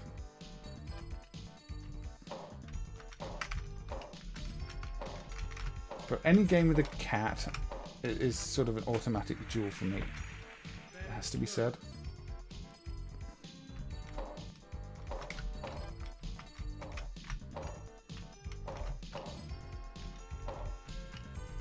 No, I lost my advantage.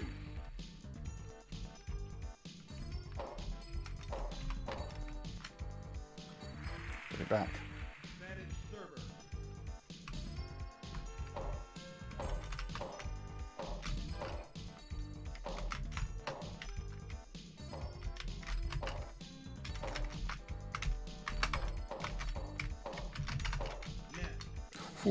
I thought I got away with that. Pac-Man running across the screen there.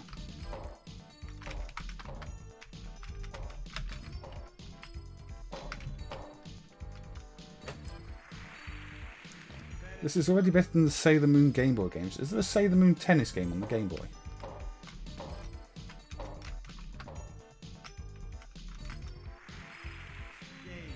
I won.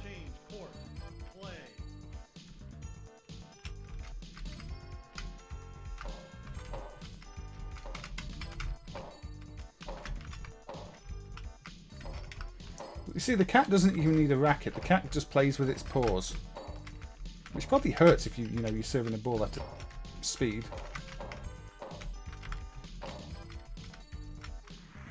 But yeah, I think this one plays pretty well. Hey, main fan. Welcome to the stream.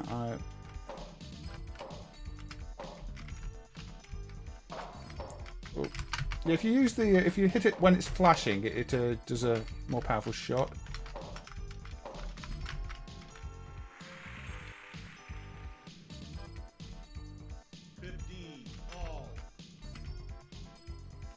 Unfortunately, it doesn't meow.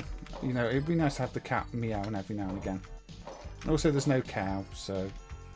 And 15, 30.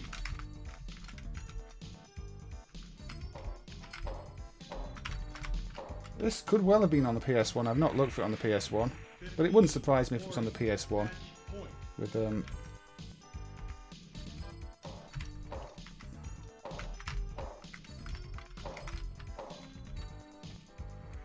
there we go. Nice shot. Match won by Cat.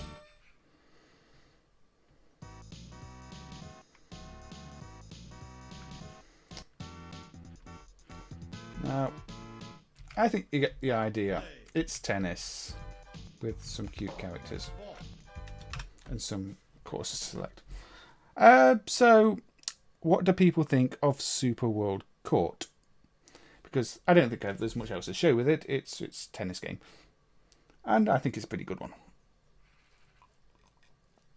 I think it's perfect. You think it's a gem?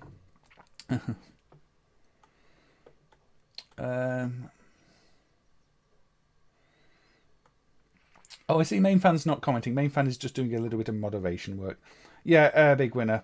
I think your comment was a little not family friendly there. I did see it, but it might have been pushing what YouTube would allow. So yeah, don't feel too bad that it got deleted. Erratic.TT thinks it's junk. We've got a perfect gem, so that's 2 gems. We've got a junk. Cat isn't good enough to save it. So Extreme Rec thinks it's what, junk or average? Not Extreme Rec. Costado thinks it's average, maybe. Jewel because of Artemis alone gem, less okay gem.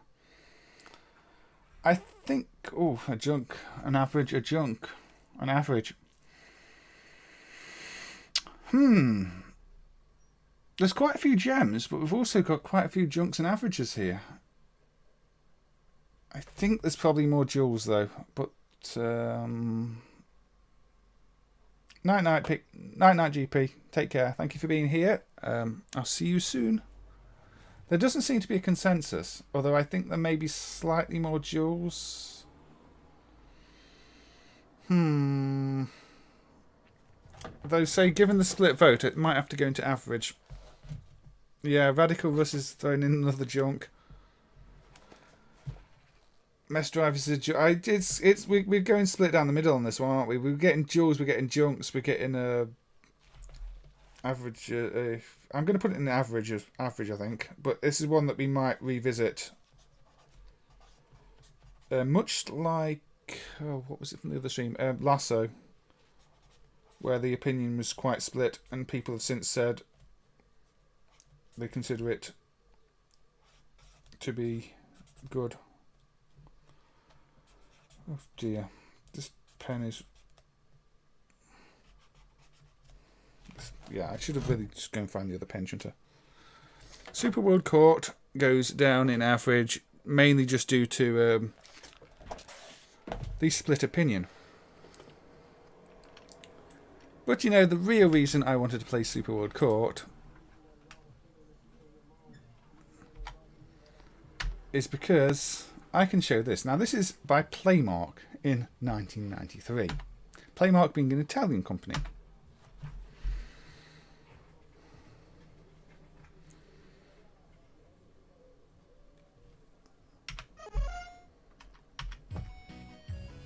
Does it look familiar?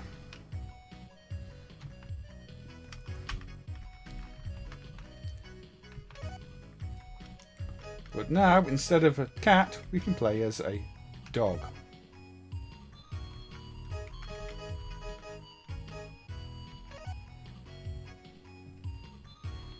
Oh look, and we can pick the Australian Open on the plastic court. Now, I don't know why the name is corrupt there, but it's probably just a buggy, messy game. Does this look familiar?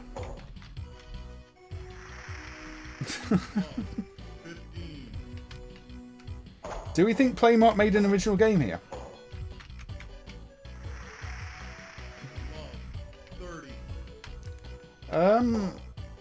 I know the Italian guys dumped some of these sets. There are quite a lot of sets of Super Slam dumped. But yeah, it's not an uncommon board. I'm surprised there were so many sets, but I guess they hacked up the game and hacked it up a bit more and hacked it up a bit more. I think it defaults to a more difficult setting than Super World Court.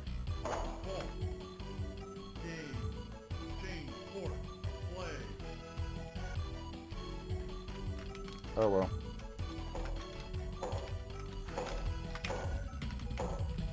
Actually, the dog just seems really slow compared to the cat. But yeah, the dog is just the cat, isn't it, with the dog face on. But yeah, this is a bootleg of Super World Court. Now, Playmark didn't always do these reskin bootlegs, but they did a few of them. They did Hard Times, and they did this one. And they obviously did a lot of other just plain bootleg boards. And some original games. Quite a mix of a company. 15, 40.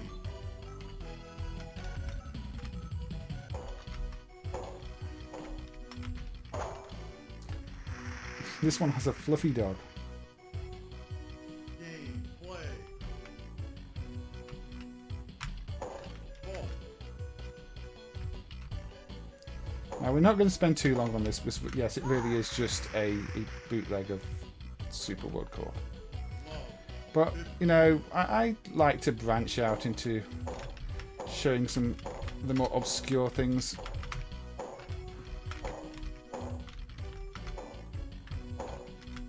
Now, the MCU on this one still hasn't been decapped. It uses 8051, but it's still using the simulation at the moment, I believe. Unless that's changed since I last checked. Let me just check. Yeah, the MCU is still not dumped. Yeah, that's okay. 15, 30. Ball. But yeah, the sound triggers are fairly obvious and easy to map to the sounds. So at the moment it's using a simulation. There probably won't be much difference in the sound if the sound MC was dumped. Although it would be nice to have it dumped at some point. So it's quite a common board, so I'm sure it will happen. And it's quite a common MCU type too.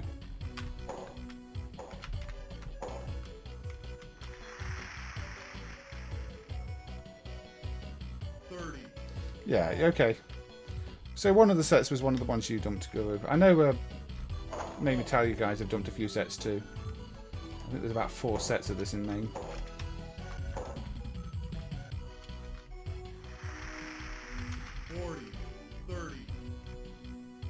Now, it's quite strange because the original Namco hardware is very different to the bootleg hardware. It says 68K, but otherwise, it's kind of surprising because they're not trying to clone the original hardware in any way. They've used their own tile map system, their own sprite system, but the base game underneath is still Namco's Super World Court. Anyway, right, so does that one go in junk? I don't know. Nothing in that set that game is going to make sense. It's just Playmark's hack of Super World Court.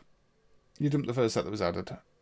Okay, that makes sense. I say I don't remember which ones are. I don't even remember being the one that worked on the driver initially for that one. But it was a long time ago. 19 years ago, Guru. Anyway, junk for plagiarism. Yeah, I think this one's it. This one is probably junk. It is just a bootleg.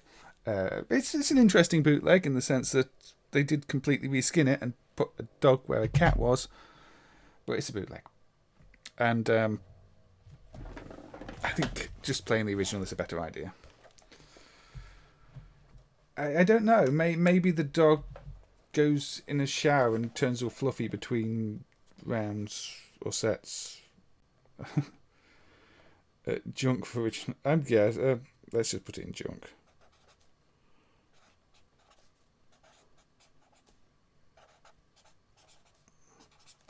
Let's put Super Slam in junk because, yeah, it's bootleg.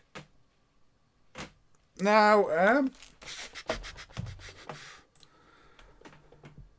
do we want another 3D game?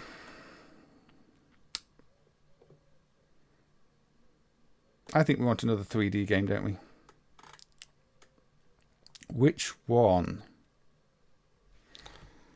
I'll go with the one, I think.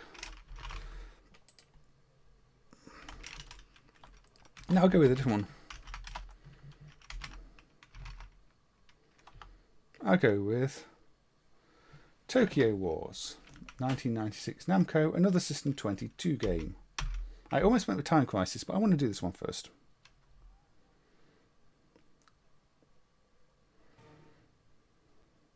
Namco presents Tokyo Wars.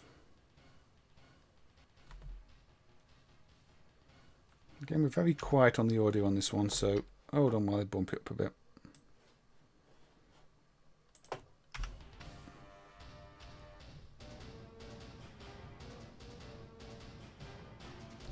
Another game you dumped.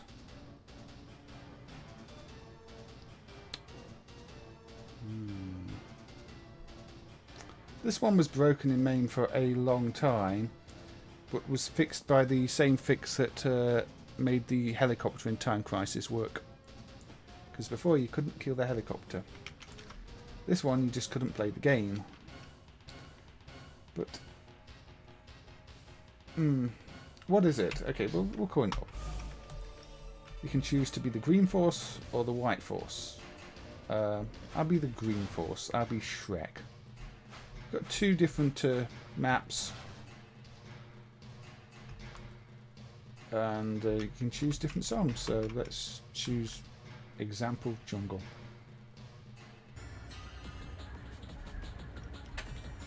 So see, you can drive around and we can shoot some tanks. Except they're my tanks, so I shouldn't shoot those. Should probably shoot the white ones.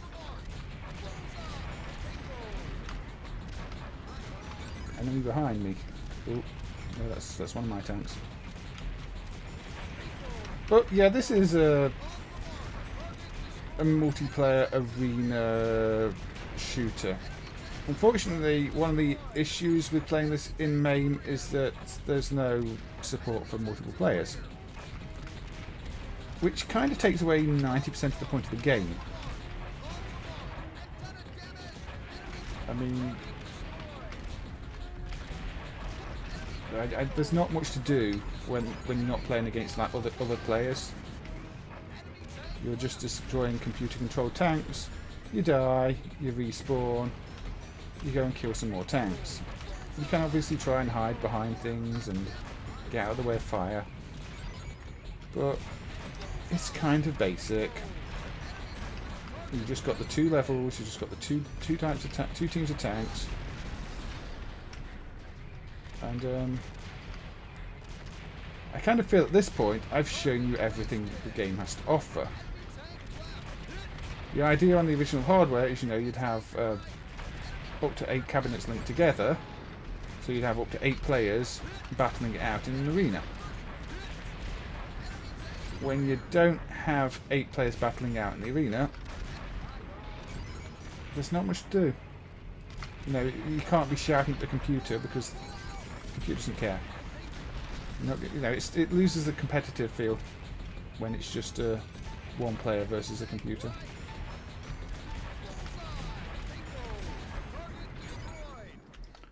Right, battle is over. Green Force wins. first out of 8 because I'm the only player. And that's that. Game over.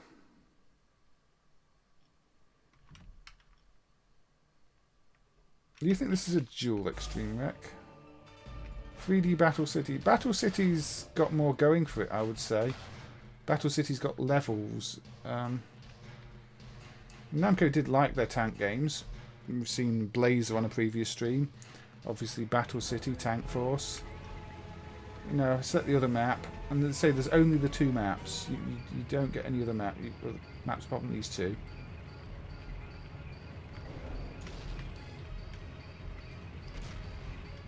And the maps are kind of all just squarish too. They're not very creative maps.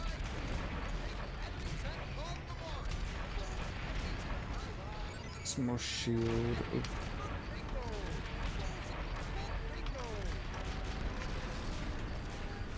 And I'm not sure how much strategy there is to this, at least when playing against the computer. You do have your mini-map. I mean, it was mentioned that Prop Cycle could have done with a mini-map, so Namco were aware of mini-maps and could make them, as you can see up there. And it's a pretty good mini-map, slightly angled, you can see where everything is. And if I need to get to the green tank, you can see there's one around here. There, a few bullets, oh, and died. There's 9 tanks remaining. But you don't even aim up and down in this, you know, you've got no up-down aim controls, just rotational and move the tank around. So, you know, if you fire in the direction of a tank or a tank fires in the direction of you, it's a guaranteed hit.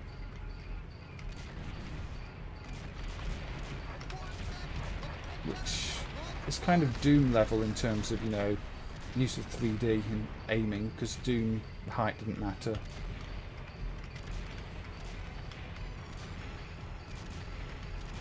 I can see it being fun as multiplayer erratic PT, but I don't think it's fun as single player. And I think it is maybe a bit too simple. You don't even have a variety of weapons, you've just got your tank shot. I don't think there's any weapon power-ups, you've just got shield power-ups, health power-ups. Sorry. Sorry about that. Junk from single player, average for multi. From Bob, excellent multiplayer from Custado. Vatic thinks it's boring, even multiplayer. Average to multiplayer. But even, you know, even multiplayer, you'd have to find a few friends who are all going to put money into the arcade machine. You'd have to find a place that's actually going to have, you know, a decent sized setup. 2 players is probably not going to be that much fun. 4 players maybe, but how many places are going to have 8-player setups? Yeah, it looks awesome for 30 seconds. And Namco certainly got better games. I mean, to me, solid average, as Big Winner says. I think this one has to go under average. There's just not enough to it. It doesn't just 2 levels, just 2 teams. You know, where's the flair? Where's the random Namco Pac-Man tank team or something like that? Still a better game than Gunstinger's Stratus. I've not played that one. Game Glitcher.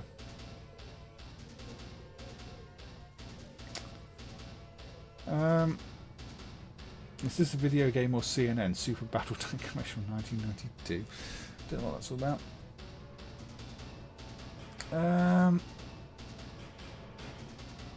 Did I read your previous comment? The game makes you appreciate tank more. Is that your previous comment, Big Winner? I'm going to have to put this one in average. I don't know what's flashing on the corner of the screen there.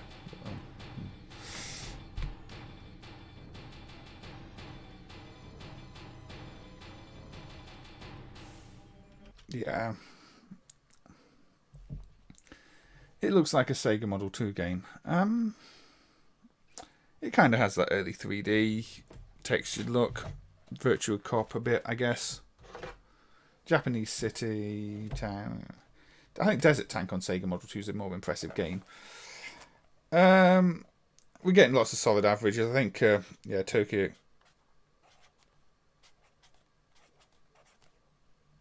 That one goes into average.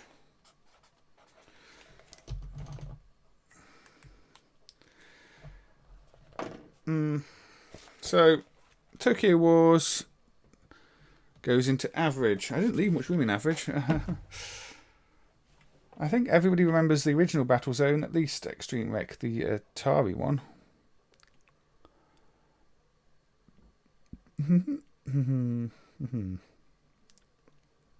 Right, a break from the 3D to have a look at. Phozon. Actually, I can't remember how to play, but now this is the Sidam licensed version of Phozon, which is kind of interesting because there are two sets of Phozon in MAME. There's the parent set, which is the Japanese set, and there's then the Sidam licensed set, which was distributed in Italy. Now, the funny thing is, this one is actually, you know, licensed by Sidam. It is translated into Italian. The instructions are in Italian. It tells you the level in it. So it's one of those odd games where we have a fully licensed set for Italy, a Japanese set, but no other regions. I mean, I don't know if there's actually an English version out there that's undumped, or if it just got released in Japan and Italy.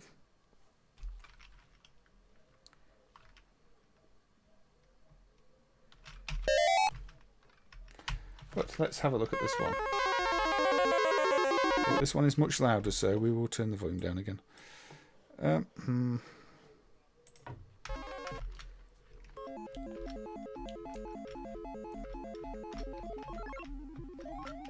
So we go. So it's not the most obvious game in terms of what you do. It's all about chemicals, symbols, and so I can pick these up and I can fire those off. I can pick these off. I can fire those off. I can pick more of these up. Pick more of these up.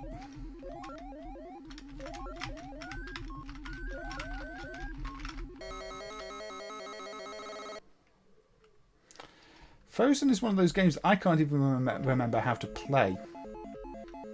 I guess I've got to try and make the formation in the middle by doing this. But I failed to get that one correct. Nope. So, there we go. There we go. Yeah, that's what you do. You make the formation in the middle. It's a very odd concept, this one. Very odd concept. Yeah, so keeping that, I've got to try and get that on the end there. The sound is just completely... No, wrong place.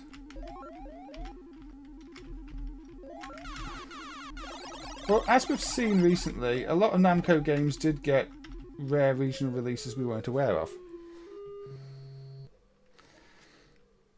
Yeah, I'm just surprised there's not an English version. I mean, what was special about the Italian market that meant the Italian market got a version and the rest of the world did not?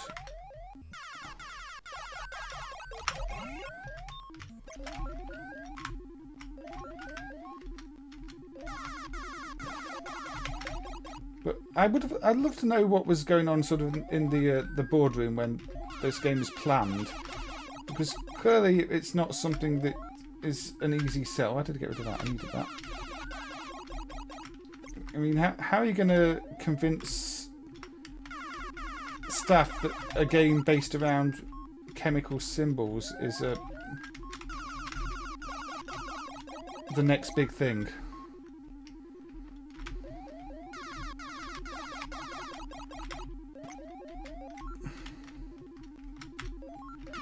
Nope.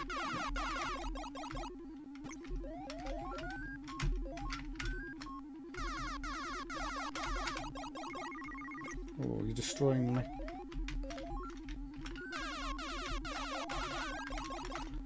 But yeah, this is I don't know what happened. I failed, I guess. It's a very different game, this one. Oh, yeah, and you've got to aim correctly. You've got to time. There we go. Got it.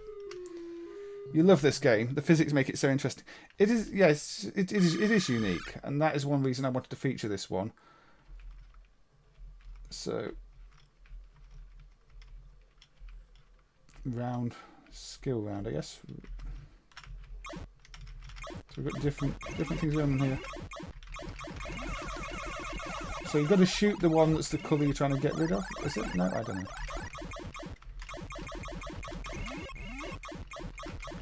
Shoot them in a certain order?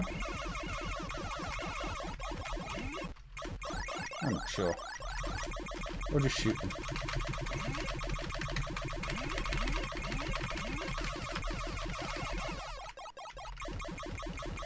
Yeah, I mean, Sidam are one of those odd companies. They did quite a few bootlegs, but they also seem to be involved with actual licenses. And the Sidam PCBs are kind of unique. They're clearly produced in Italy with chips licensed from Namco. Though I think you get some of them where they've got, you know, generic mark chips instead of the ones with the official Namco markings. Oh, being hit there. And you got Tech Free in Spain doing similar, and that's game over. But yeah, not a Namco game many people talk about. And as Ethel says there, never heard of this one, and I think a lot of people won't have heard of this one. It's not one of your real mainstream, everybody knows it Namco games.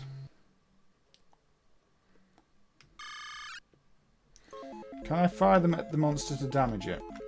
I couldn't seem to, but maybe I was doing it wrong. Because, you know, I mean, they just seem to go straight through it. So I don't think you can attack it with them. At least not in my knowledge of how to play the game. Unless you can only fire certain coloured ones. I'm not going to claim to be an expert on this one at all.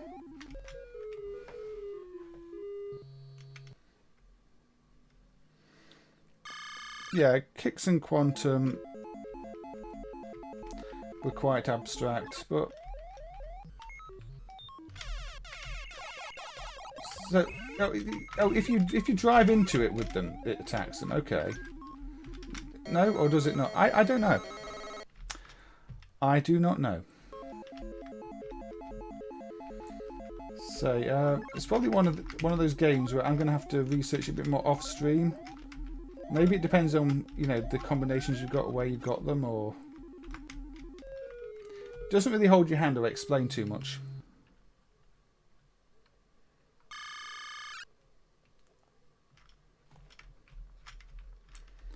Even knowing what to do, you couldn't get on with this one, Neil. Yeah, it's probably not for everybody. But one thing I do really like about Namco is they weren't afraid to experiment with different ideas. Although this one does seem way out there even for Namco's experimenting. I think it's a good game. That was just a bonus round, yeah. So it's structured like a Namco game. You got your bonus round. If you've played any Namco games, you'll know that's what they did.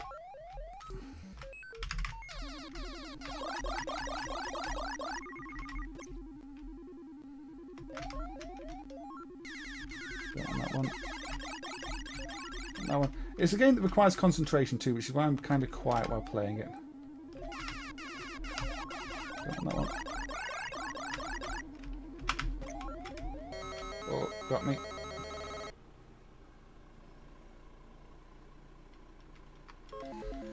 I'm still not sure I know how to play this properly. I think the colours of the symbols is significant. And there's probably a lot more depth to the game than I'm initially seeing here.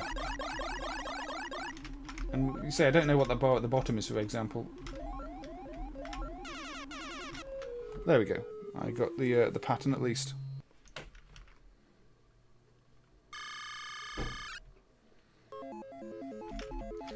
Now it's a more complex pattern. I don't need that one there. I need that one there though. I don't need that one. So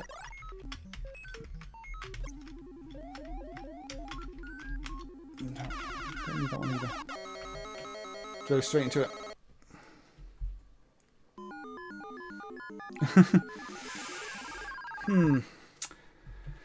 So what do we think of Phozon?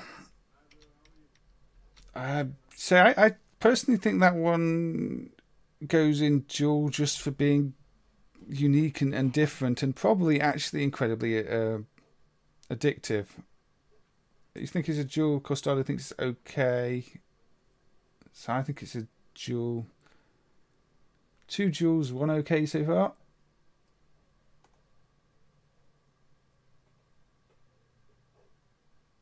Sidam then renamed themselves Sipem. Aussie guy says, I think I've read that somewhere in the source too, yeah.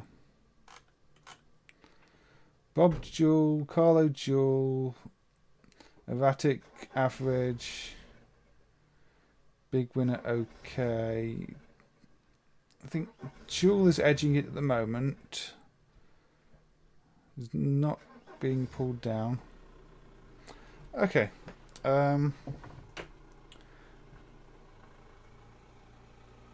Dual because it's similar hardware to Gallagher. That's an odd reason to put it in dual, but yeah, there's the dual seem to be winning out on Phozon. Weak dual from Neil.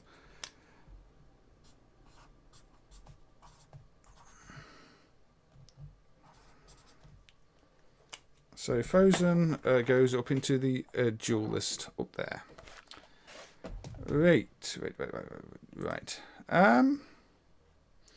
Okay, the next one is done. I think it's a Namco game that Data East published outside of Japan.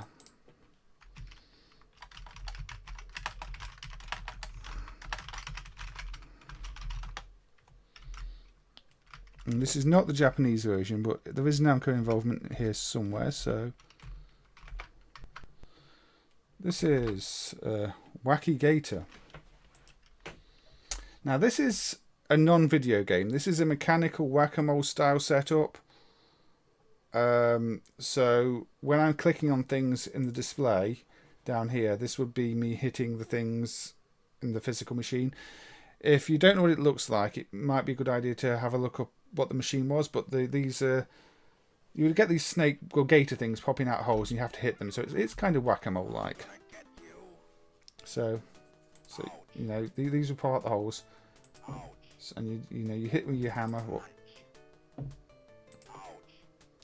which you've seen these type of machines, I'm sure. But it's one of those early ones that has been represented with the MAME artwork system. Now, I think the MAME artwork system these days could actually probably do this a bit better with smoother animations. If you've looked at the Cosmo Gang emulation recently, you'll see it's really smooth in terms of the way the enemies move, whereas this is kind of rough. But it's a very similar idea of one of Namco's mechanical games. All moving parts, no video display. But it is perfectly playable. Wani Panic in Japan. Yeah, it's a bit of a different brand. I don't think the Japanese version's dumped, and I think it would have different samples probably. Because these Munch and Ouch are very very American sounding samples. But I'm happy to see this type of thing emulated in MAME, as I've said with the other ones. And they're good fun machines if you see them.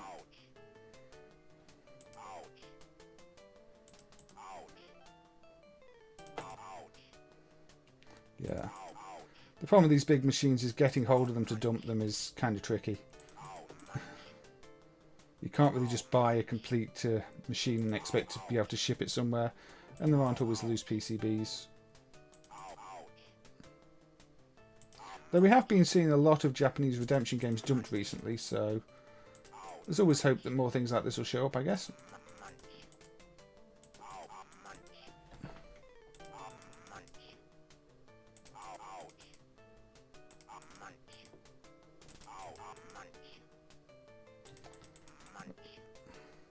very simple. I mean, there are lots of whack-a-mole games over the years, even plenty from smaller manufacturers, and not that many of them are dumped. You're not a fan of this one, negative one? I mean, with the physical unit, it's a lot more impressive. This is just very basic artwork representation of it.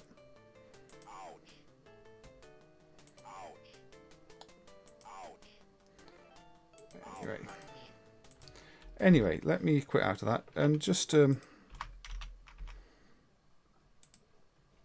quickly, very, very quickly,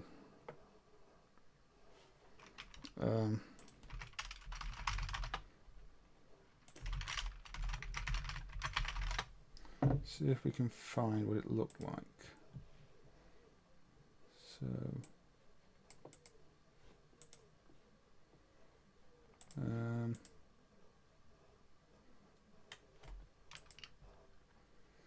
there we go.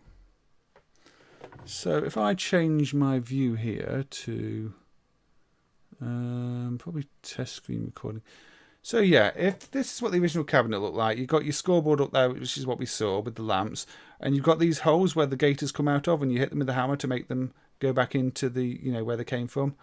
And that's how it plays. That's what you were seeing MAME representing with the artwork system here. So you got your big hammer, you hit the things, they go back in, and it shows your scores up there. So yeah, that is how it is meant to look. And if you encounter the cabinet, that's what you would see. Namco have lots of odd games. I think you could dedicate a whole site to Namco's redemption games with custom cabinets. Yeah, I think Data East were the distributor in the USA for a lot of them, Aussie guy. So what do people generally think of that one? It does lose something in translation. It's fun enough on arcade. Yeah, that is true. Negative one's a no thanks. So I guess that's a junk from negative one. The lack of physicality hurts the emulation. Yeah. Though okay. I mean, I don't want opinions based on in MAME. I'm kind of more. What would you think if you encountered the real cabinet? What's the munch? Average, okay.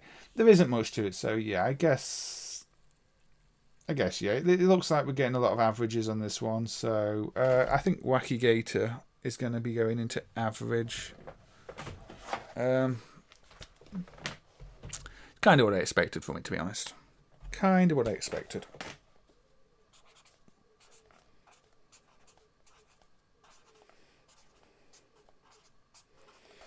So Wacky Gator goes down there in average. Down there in average. I'm running out of room on average. Okay.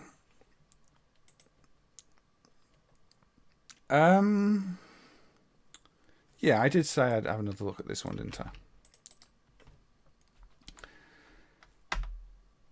Now, last year, the Namco Museum Archives Volume 1 was released, and included in it is this, which is a demake of Pac-Man Championship Edition to the NES. Now, you can buy Namco Museum Archives on Steam. There are ways to extract the NES ROM from it, and you can run it in MAME, and that's what we're doing here. So this, if you've played, this was originally on like the 360, and it's a score challenge Pac-Man game. So you're trying to quickly go through the maze, clear each section, and then move on.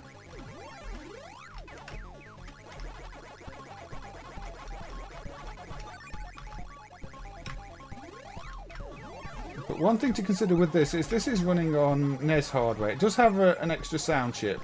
Oh, I died. To reproduce the arcade sounds a bit more closely. But it is a sound chip that was used on cartridges back in the day. So that was the wrong route to take. Now this is all about finding the optimal path around the round to collect the enemies in the time you've got. Oh, I died again. Pac-Man C is a great game. Yeah, I mean, I think so. I think the original was good. I think this is a great sort of demake to the NES, and a really nice piece of bonus content if you did buy, you know, the Namco Museum Steam, Namco Museum Archives. That's what it's called. I mean, I'm playing it really badly here, because if you play it well, you don't die at all. You get lots of fruit, and you get a really high score. And it gets quite fast, as you can see. But it's got the perfect, sort of that perfect pulsating look. It transfers, it reproduces the look and feel of the 360 game perfectly onto the NES, which is, you know, no easy feat. Yeah, the Gaplus Gallagher 3 one, I will look at that too shortly this time. Although I haven't added it to the soft list because I don't really know what Mappy to set it up as. But I can launch the NES file in a bit.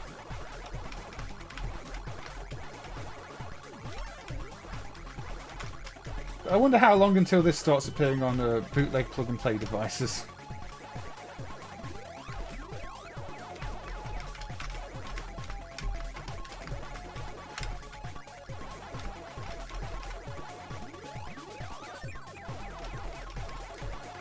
Now, one thing this game does is store your runs, I believe.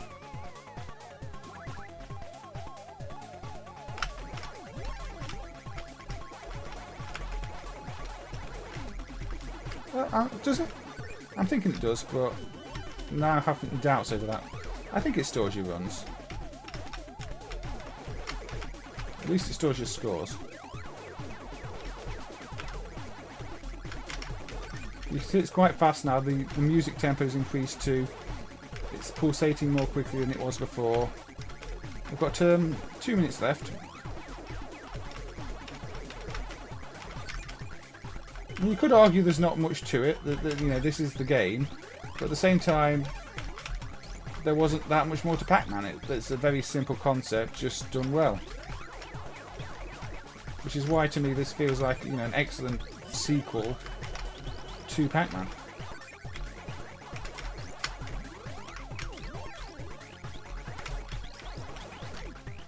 But, obviously, if you die, you lose a few seconds. I think you lose a bit of a multiplier too.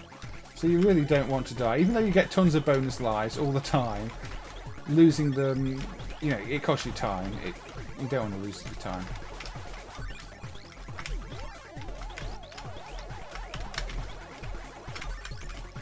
But yeah, not bad at all for NES hardware, this.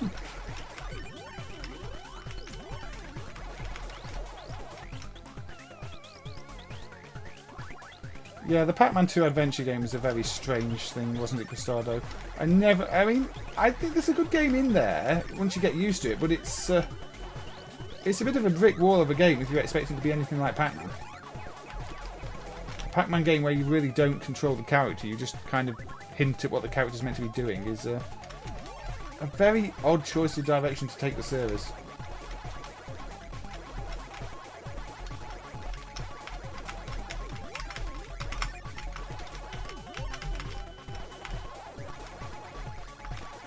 Okay, where are we going?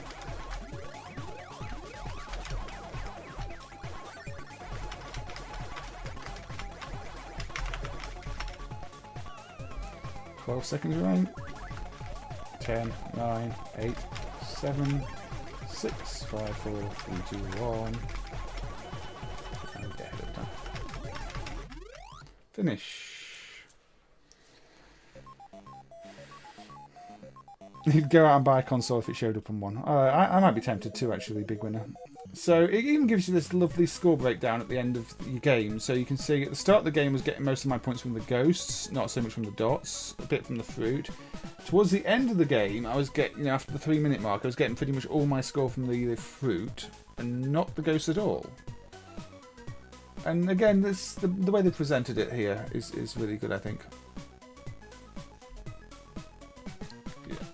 But yeah, this plays really well, and you've got your name entry. I can remember how it works. Yeah. Forgot what I mapped my buttons to. But yeah, if it did appear in bootleg plug and plays, they'd have to really reproduce the sound chip it's got on it. But I think it does run without that if you don't emulate the sound chip. But I don't know.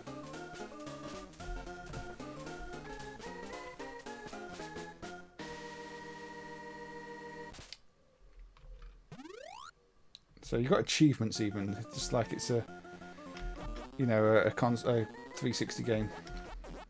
Options. Yeah, you can replay. Yes, it saves you replay. You can replay it. You can view your achievements.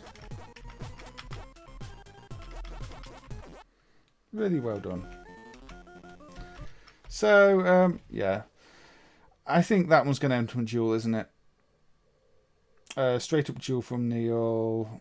Solid duel for Love and Care effort from Big Winner 9001. Duel from Andrea. Duel from Costado. Obvious gem from Aussie Guy. Yeah, it was by Coke 772. I think it started as a homebrew project before it got picked up by Namco for use in that release. But yeah, go out and buy that on Steam if you want it. I think it's worth paying for. Pac-Man, CE, NES, in duels. Right, we have been going on for 2 hours and 20 minutes-ish. I think this will be a 3-hour stream, but we'll see how far we go. So, Pac-Man CE, NES goes into duels. Yeah. And as was mentioned, and this won't show up properly in the display below, it will just show I'm running the NES because I've not added the software list because I don't know how to set up the mapper. This Volume 2 of the Namco Museum Archives included a Galaga 3 Gaplus, also for the, you know, read-on for the NES, because this didn't come out for the NES in the first place. So again, we've got one of maybe not so much a classic game, but still a good entry in the Galaga series that's been remade for the NES.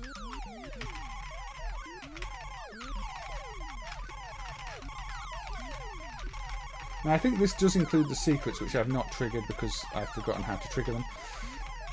But you can see it's a Galaga game.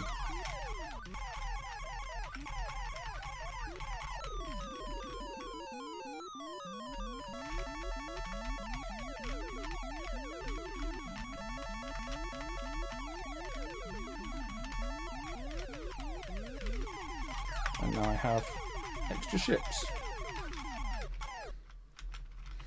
Gaplus had a Commodore 64 port with music by Javon Tell.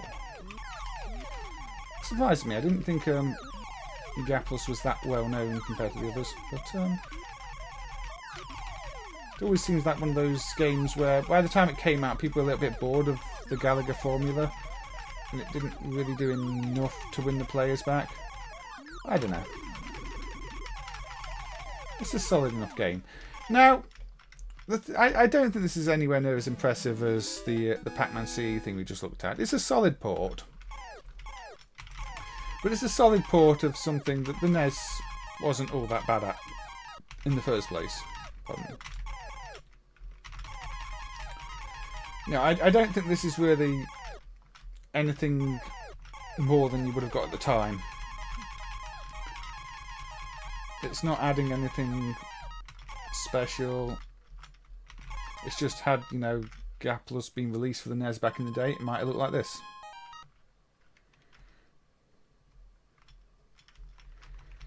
Yeah, it has the arcade secret ships and flags in it.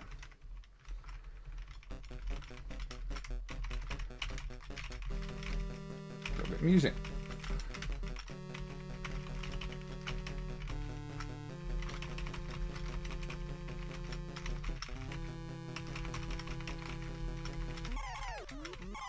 So yeah, I don't think there's anything wrong with this as a port. I think, you know, you'd be very, if this had come out back in the day, you'd been very, very impressed to have a solid port of the Gaplus arcade game, and that's what they're going for. To me, it doesn't have the wow factor of the Pac-Man one, but that's not to say it's a bad game.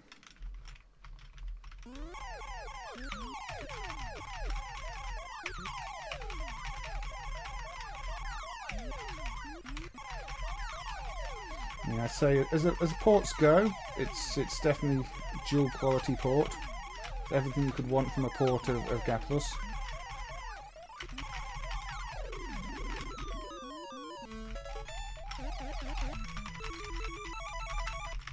It does have more content than Gallagher.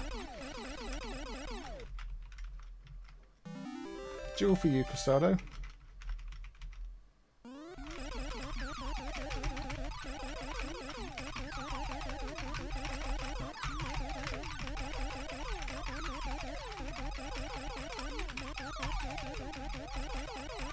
Oop. That was a bit silly. Duel from Extreme Wreck, duel from Bob. So, yeah, I think you've seen what that one's about anyway. So let's, yeah, I don't want to spend too long on those because there's plenty more to cover. But we'll put the Gaplus remake.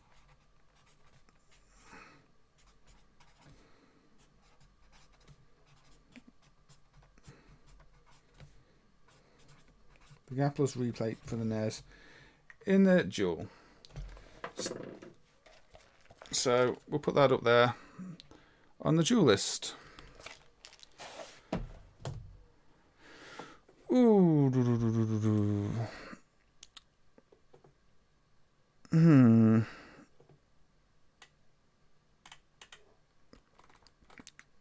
I think I should have a look at this one. We're going Mega Drive port now, but ooh. Let's load up the Japanese version just for this, just because we can.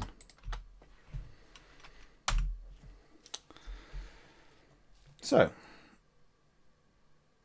yeah, it's a good port to the NES. So what about this one?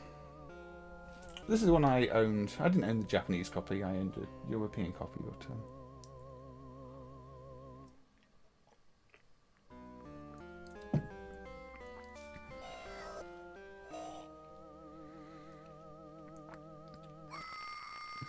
Splatterhouse 2 Electric Boogaloo. You can help her, Vic.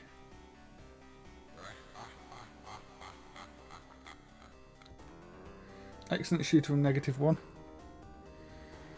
It's gone in duel anyway, Gaplus. I think everybody has good things to say about it.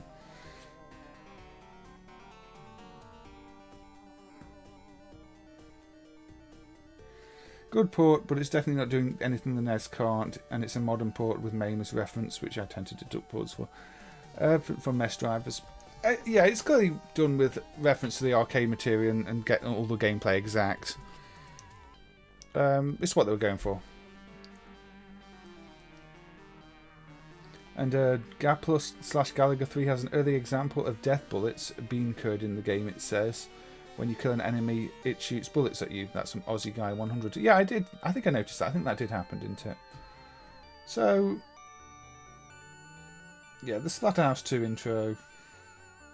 I do like it when the console games have got a nice, solid looking intro.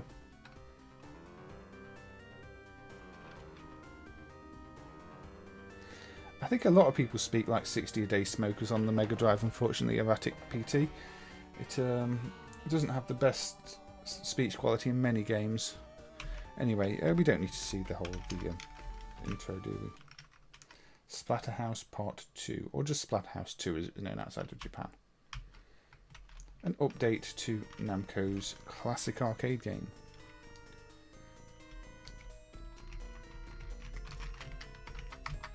Remove the keys, they're not configured as I want them to be. There we go.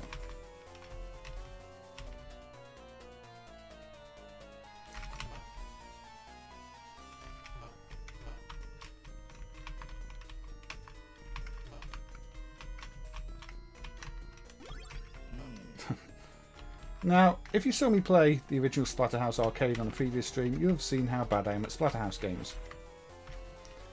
Until people told me exactly where I was meant to stand to beat the boss patterns, I was getting nowhere. But yeah, I remember back in the day owning this on the Mega Drive, and I always got to the final boss and could never get past the final boss. I don't remember anything about how to play it. I think back in the day I also had magazine strategy guides telling me, you know, the strategies for the bosses and the levels in general. Because I don't remember the first level being difficult.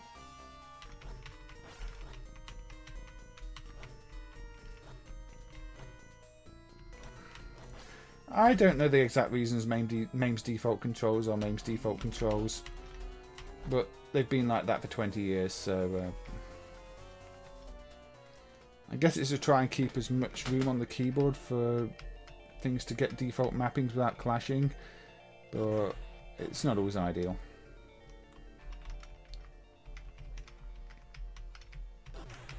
Obviously Splatterhouse, quite a controversial game. People saying it's far too gory, not suitable for kids, or, you know, all the usual. I seem to remember my parents were quite reluctant about letting me have it.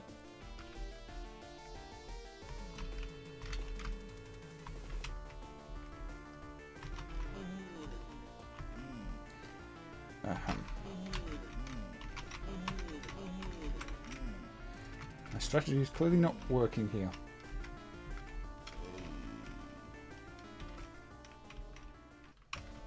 Not gory enough.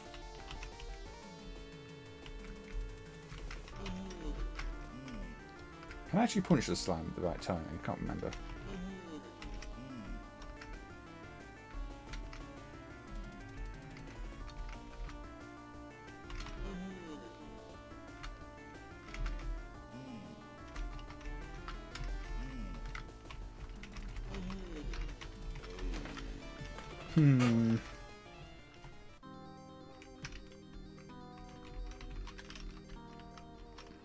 A lot of the sound drivers on the Mega Drive are pretty bad though. I'll continue and send you back to the start of the level. Yeah, I remember the boss strategies being something that took me forever to find out, which is probably why I didn't ever manage to beat the final boss when I had it back in the day.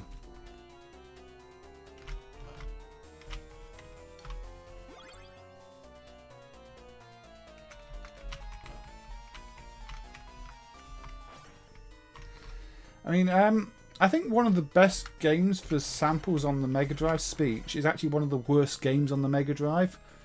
But if you play Strider Returns, that's actually got some really good speech. The rest of the game is absolutely not worth playing, but the speech is well done on it.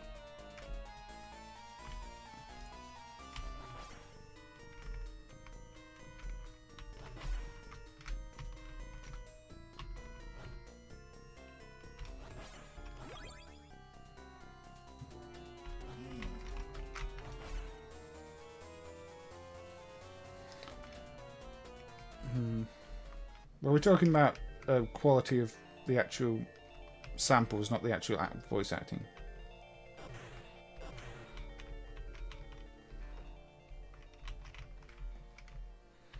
But yeah, if I had a preferred version of Splatterhouse, it would be this one.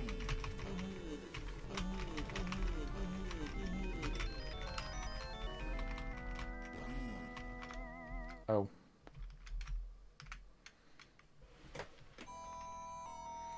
There is an elevator leading to the underground. Is it the passage to the house?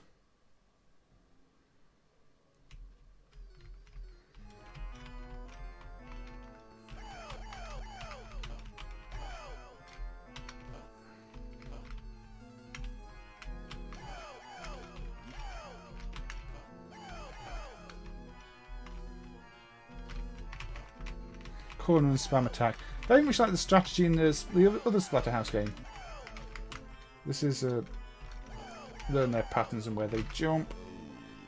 Oh.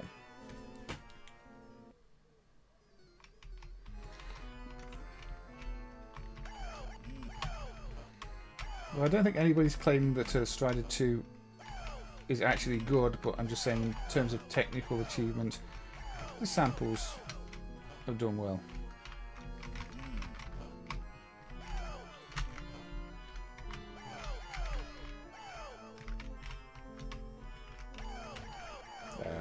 Timing go wrong. Yeah, I don't think this is hard. It's just a case of remembering the patterns, learning the patterns, knowing how close you can get to anything. Look, I was doing better at the end of the last life. One thing about Splatterhouse is you have quite a slow jump, so you have to take that into consideration.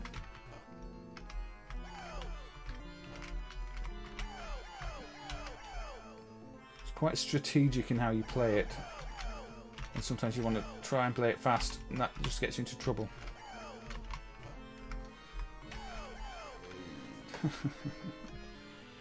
Oh dear. Splatterhouse 3 is a very different game. I mean, I do like Splatterhouse 3, but it doesn't stick to the true Splatterhouse formula. I mean, you've got the whole exploration aspect running around the house, whereas Splatterhouse 1 and 2 are, you know, they're pure side-scrolling beat-em-ups, really, aren't they? 2D beat-em-ups. Yeah, it's maybe just suffer a bit from main sprite too big. But this is still early in the game as well, and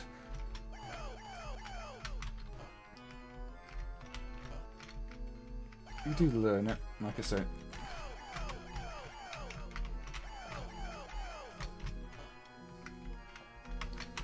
This requires me to concentrate and probably ignore the chat, which I shouldn't be doing.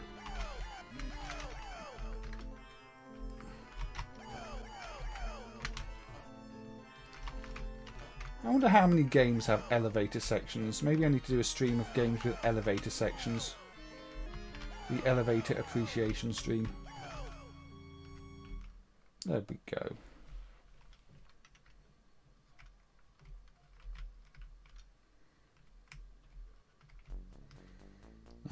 I can think of quite a few games with elevators off the top of my head. There's that Gundam game, the Cebu hardware one. Elevator action, yes, that's also got elevators. Not necessarily an elevator scene, but definitely got elevators.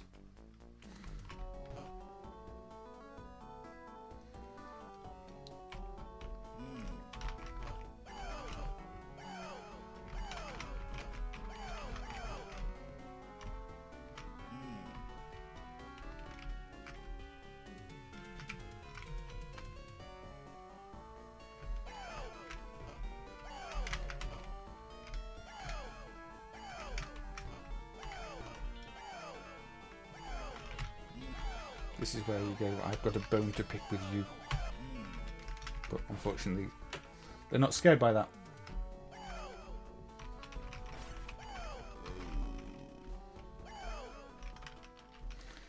Yeah, Streets of Rage, I'd probably have to save state it. Play it off stream and save state it, because yeah, I can't really play an hour of one game to get to an elevator. It was kind of bad playing Double Dragon 2 for as long as I did just to get to the cows. Especially when I'm really bad at the games. I think it tends to frustrate people who are watching.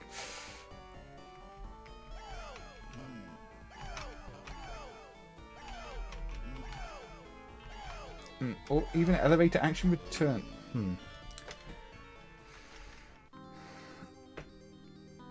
You dislike that the hero is perspective and the enemies are flat. Right back to the lift scene. That's cruel. But that's actually a valid point. I never really noticed that before. But yeah, the main character does have more lighting. I mean, they're not flat. At least these ones aren't. But, Anyway, the Glob does have elevators, yes, -1. Super Glob, the Glob Beastie Feasty. One of my favourite games, actually. So, what do people think of Splatterhouse 2? I really like it. I wasn't playing it very well there, but I really like that. That was one of my favourite games on the Mega Drive when I had the Mega Drive. There's a lot. There were quite a few stages. There's lots of creepy horror, as you'd expect from any Splatterhouse game. It sticks to the original Splatterhouse formula and plays really well, I would say. Muel from Cow and Jem from Aussie Guy, Jewel from Bob. Yeah, I think we Impossible Mission does have elevators, yes. Average from Erratic. Jewel from the Ogre. I think the Jewels are going to win this one, aren't they? So, yeah, great game from Neil. Average from Costado. Junk never liked it from Andrea.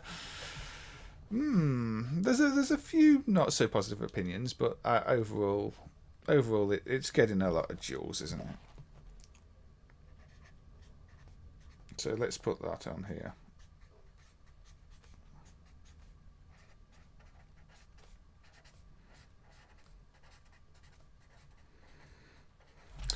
Let's put that on there. I don't like the theme or graphics, -1. So yeah, if you're not into your horror, I guess you're not going to like it. But I think the chat has generally said a Jewel for that one. Costado doesn't do much for Costado. Cow didn't miss final lap art, as far as I know.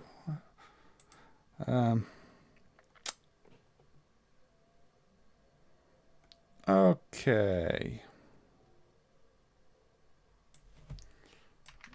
That seems like a good idea.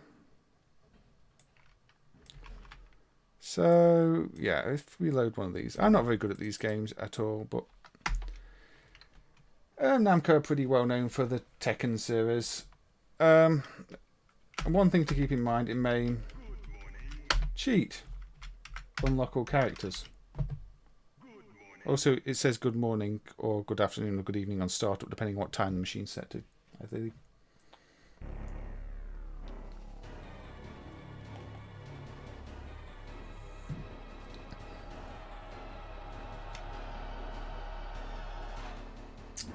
So, Tekken. Lots of people like Tekken. Tekken's got lots of games in the series. Tekken 2 is the second of them. Now there are 22 characters selectable. That is because I unlocked them with a cheat. But this means I can pick Roger. And this is a game where you can play as a kangaroo.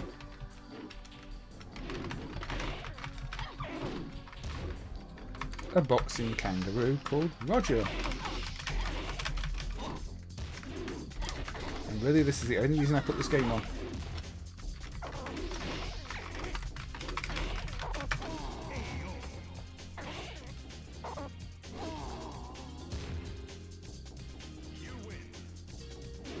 Automatic duel for Roger. Yes. Any game with a fighting kangaroo has to be a duel. I think that could be a stream rule. In fact, I don't think it applies to many games.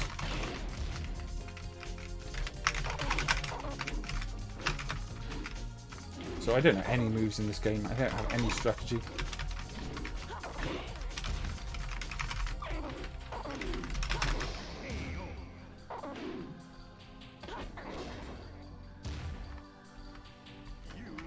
I mean, I can't really judge. All these fighting games feel like button mashers to me. I don't even know how many buttons this one's got. Apparently it's got 4.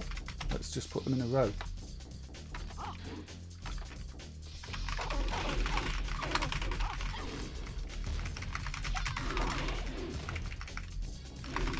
And it seems like quite a plain game visually. I mean, there's a flat background and a flat plane as the floor. But that is kind of normal for console type hardware fighters, and this does run on a PlayStation type board, I believe. So we've got a pure junk already from -1.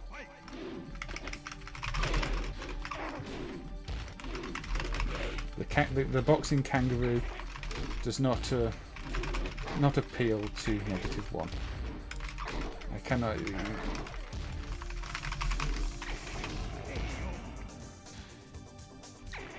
Yeah, there's some nice music going on. The music's probably going to end up muted after the stream because, you know, Namco music tends to get flagged every time I play anything in Namco, unfortunately.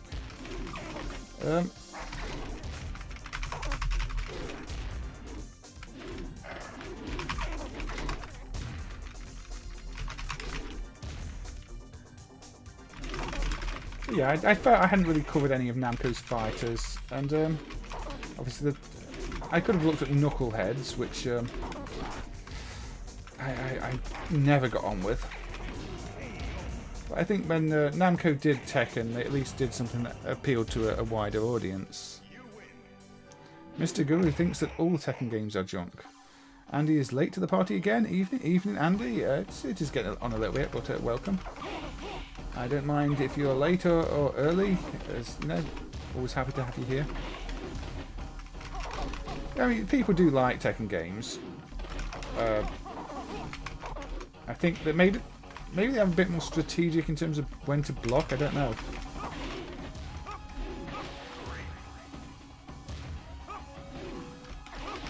I mean, how early are we talking here? We're talking 95, so yeah. I mean, it's fairly early PlayStation days. Oh dear. Button mashing can win. I'm just not mashing the buttons enough. Oh dear. Well, Roger gets to lie down there. Who else we got? Who else can we play as? We could play as. We can play as Kuma. Yeah. Now we get to play as a big bear.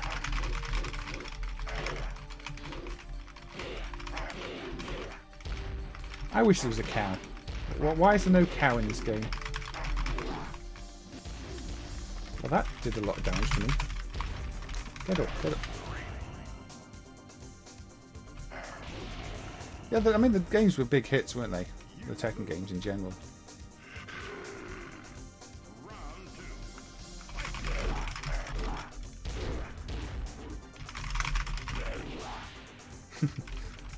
It gets points for that. The bear flop.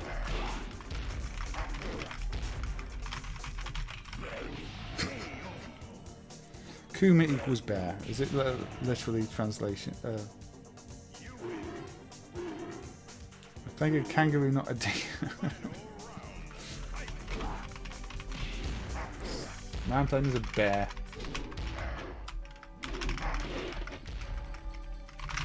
Let's just mash some buttons there. See how I fare.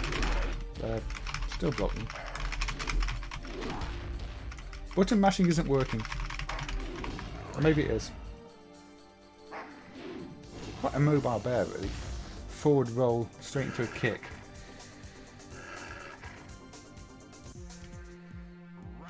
The presentation is a little minimal on this. From one scene straight, you know, between fights. Presentation doesn't really animate much. It just shows you the. Yeah, button mashing maybe works. There was an FMV intro.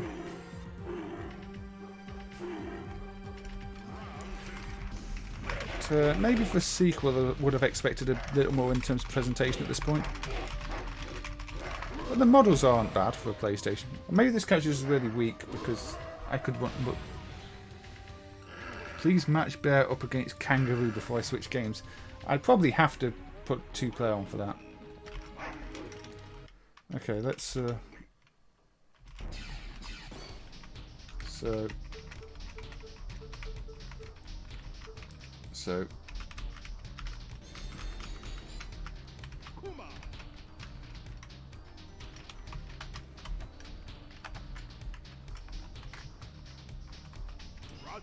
There we go. You asked for it. I think this was more or less plain PlayStation. I think maybe slightly higher clock than PlayStation actually, if it's 67, because wasn't the original PlayStation 30 something?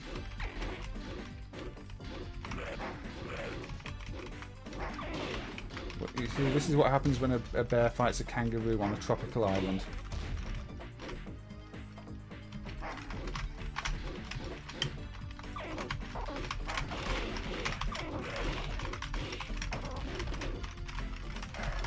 Also, I can't really play a 2-player game with 1 player. I am not 2 people.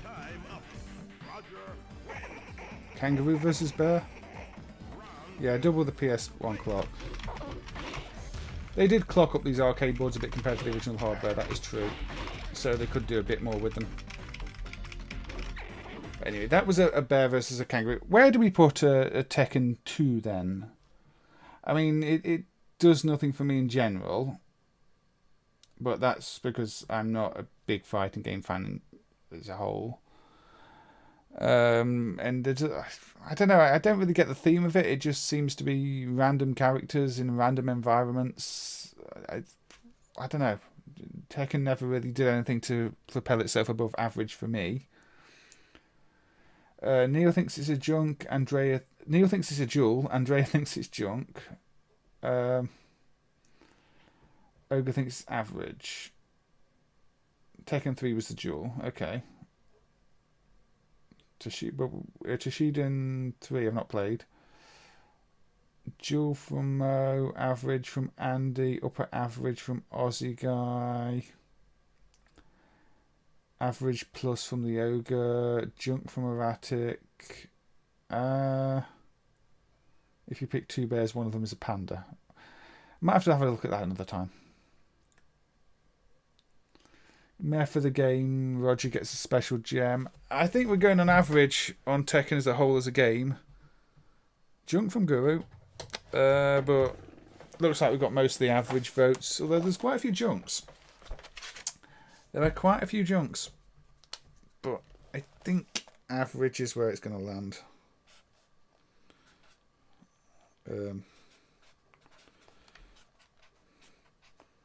Did you not dump that one, Guru? A -1 went junk too. Oh, the junks might be pulling that one down, but I have put it in average for now. It's next to Marvel landing average. Right. We are on 2 hours and 49 minutes. I did want to show off some of the Namco secrets, actually. Let's have a quick look at that, actually. No, I'm not going to do the secret just yet. Let's do something different just for now. Let's have a look at when I know the soundtrack gets muted by YouTube, but this is Nebulous Ray. Now, I did just put in a slightly kludgy fix for a quite significant issue in this one, which I'm hoping will be included in the next release, but there is some opposition to it. If you note, a lot of the stars, especially on the title screen, in the regular MAME versions, they don't scroll. They just sort of stuck on the screen and then occasionally vanish. That's because they sync the raster effect with the exact positions on the tile map where the stars are, so that they can scroll those stars. And if the raster line effect isn't triggered on the exact right line, those stars don't scroll properly, and instead a blank line gets scrolled or the wrong thing gets scrolled.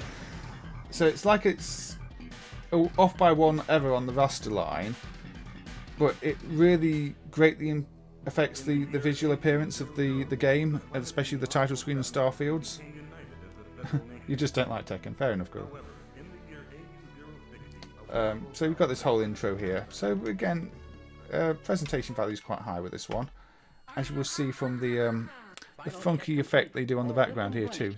So the start with the fix I put in, all the stars here move correctly rather than getting stuck.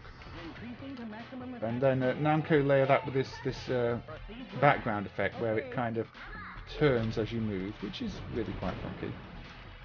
And I think I looked at this one on another stream and said it's one of the ones where they've actually done really good pre-rendered graphics. A lot of pre-rendered graphics look terrible. Here we've got some actually really well done models, and they're well rendered, and the palettes work. They've got enough colours on each tile to make it work without horrible dithering effects. So while I'm not always a fan of pre-rendered art, I do think this one looks good. Now you could say the background effect is slightly disorientating, but it's not used the whole game, just in places.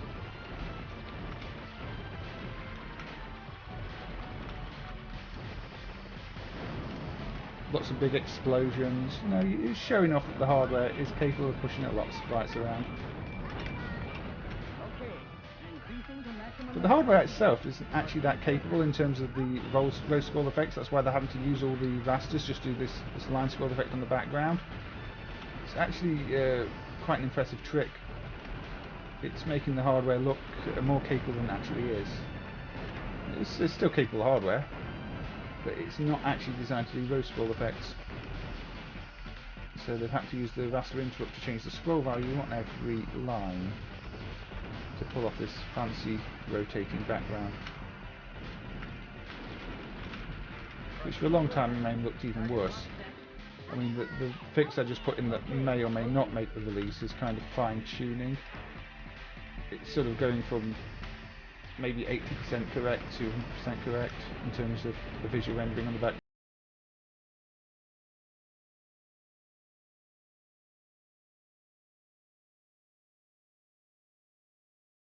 Later, Andrea.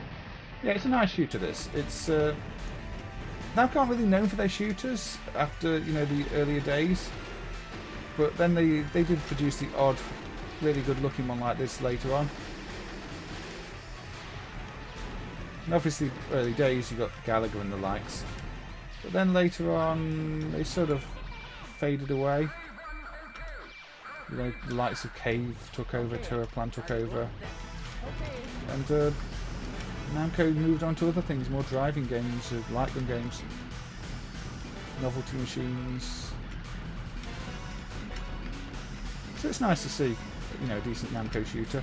They also did Fighter and Attacker FA, which is incredibly plain instead. That's more of a throwback to your very basic looking military shooters. Might have to have a look at that too at this time. Yeah, they did 3D shooters like Starblade, that's true. But in terms of these true 2D shooters, they really stopped making many of them. But you wish Starblade Operation Blue Planet was done. Is that one of the Laserdisc ones? Oh, I'm thinking of some.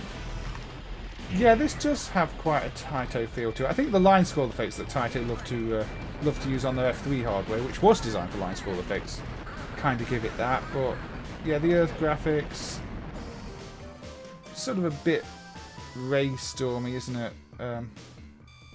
Ray Force, but still its own thing. Never seen this one before, Neil. It looks like a winner. Yeah, it does tend to. So it tends to get overlooked. I'm not sure why, but makes good use of the hardware. So you're scaling on the sprites there.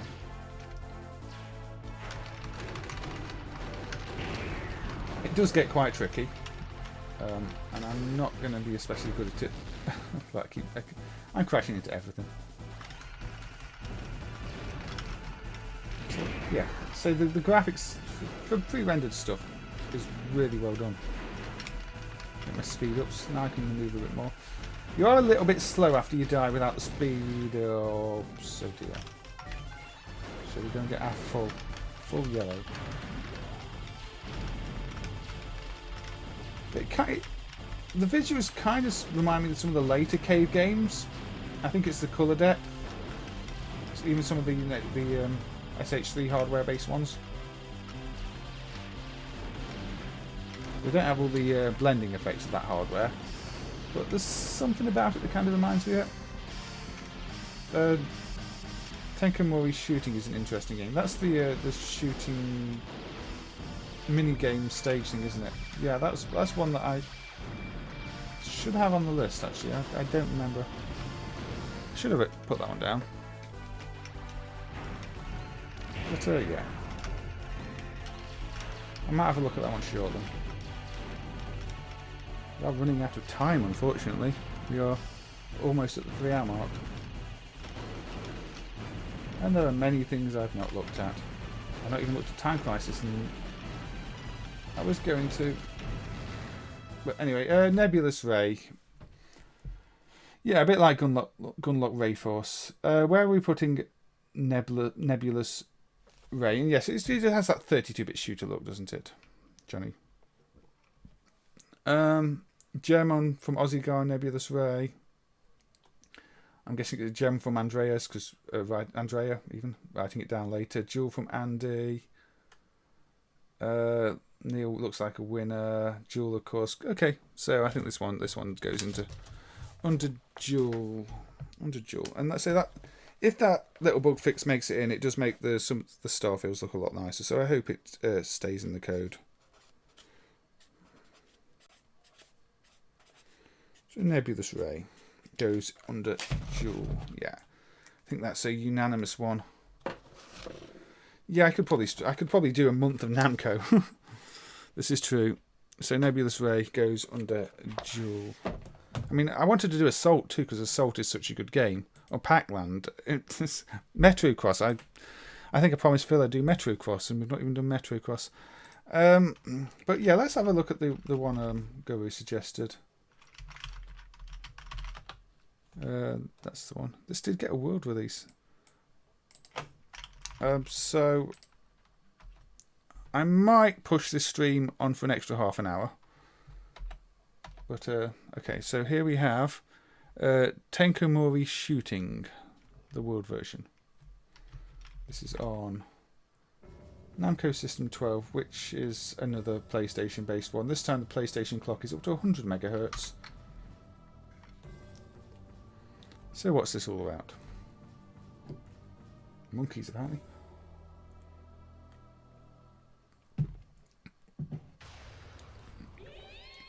Variety game.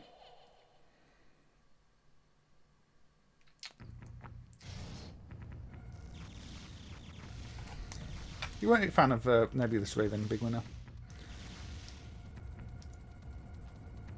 So, exploding volcanoes. Shooting of the mouth. Lasers. So if you took something like Point Blank, which is another game I've not managed to cover, and turned it into a shoot 'em up with stages. Oh look, there's a Xevious theme one. With mini game stages, you kind of get this. So complete the task with limited time. So we go for 9-stage hard. What shall we do? Shall we do this one? Imprison monkeys. So we're shooting 140 times to destroy all huge tanks.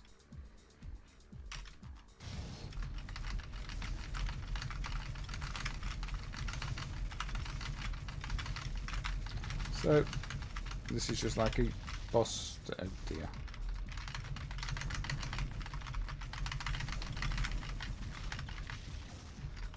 I think you have infinite lives. It just wastes your time if you die. Unfortunately, I'm not even going to get close. I got 102. Those deaths cost me. As long as shooting is your favourite. Yes. What about maths? Why is there a maths game in this? You've got to shoot the right answer. Okay. Oh god. 4 plus 4. Where is the... There we go. This is a different take on the educational game. I've actually got to hit the target. Where's... No, that's the one I want. Yeah, that's not just a case of working out the sums, which is simple. It's more a case of actually working out where they are and shooting them. So I know what the answer is. Just where is the answer?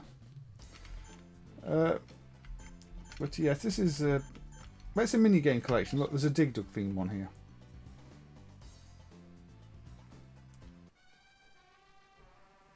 With the Dig Dug music. Rupture 9. Those things. Not when they're that close to you, obviously. So this is a bit like Pang combined with Dig Dug. But yeah, this is... Oh, I actually managed to do it this time. There we go. I actually ruptured 9 of them. I don't know if this was on the PS2. This era of PlayStation 1 arcade games often did end up on the PS2 because the PlayStation arcade hardware at this point was too powerful to really put on a PlayStation 1.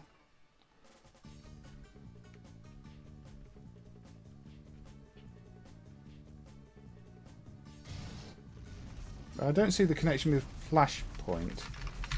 It's you mean Point Blank?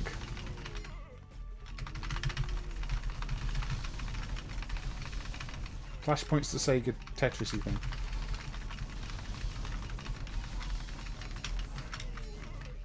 But yeah, it's this is a bit like a boss rush with different mechanics. I failed this stage too. Never mind.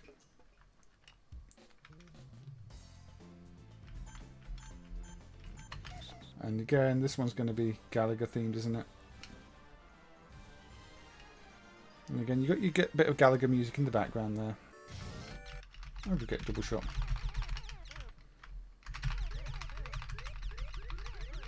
So yeah, if you like your Namco games and you like mini game collections, this is definitely one to have a look at. And I think because of the name, it gets overlooked. Oh, there we go. I've actually managed to do that. BBH can 1cc most games, Bob. I don't remember 1ccing many games. Unless the emulation's been so broken. Very hard. Danger. Fishing. Yeah, I mean, Namco did localise quite a lot of their games. In fact, we'll probably look at one shortly.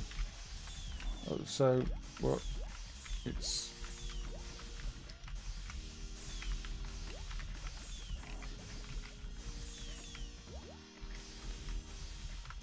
I'm getting the New Zealand story squirting water vibes right now. Duel for the variety. And yeah, again, the effort, the care that's been taken into it, the way that Namco have integrated, you know, the themes, the common games, the common characters. If you like your Namco things, you're going to... Oh, this is the tank level again. A different tank level. Destroy 30 tanks.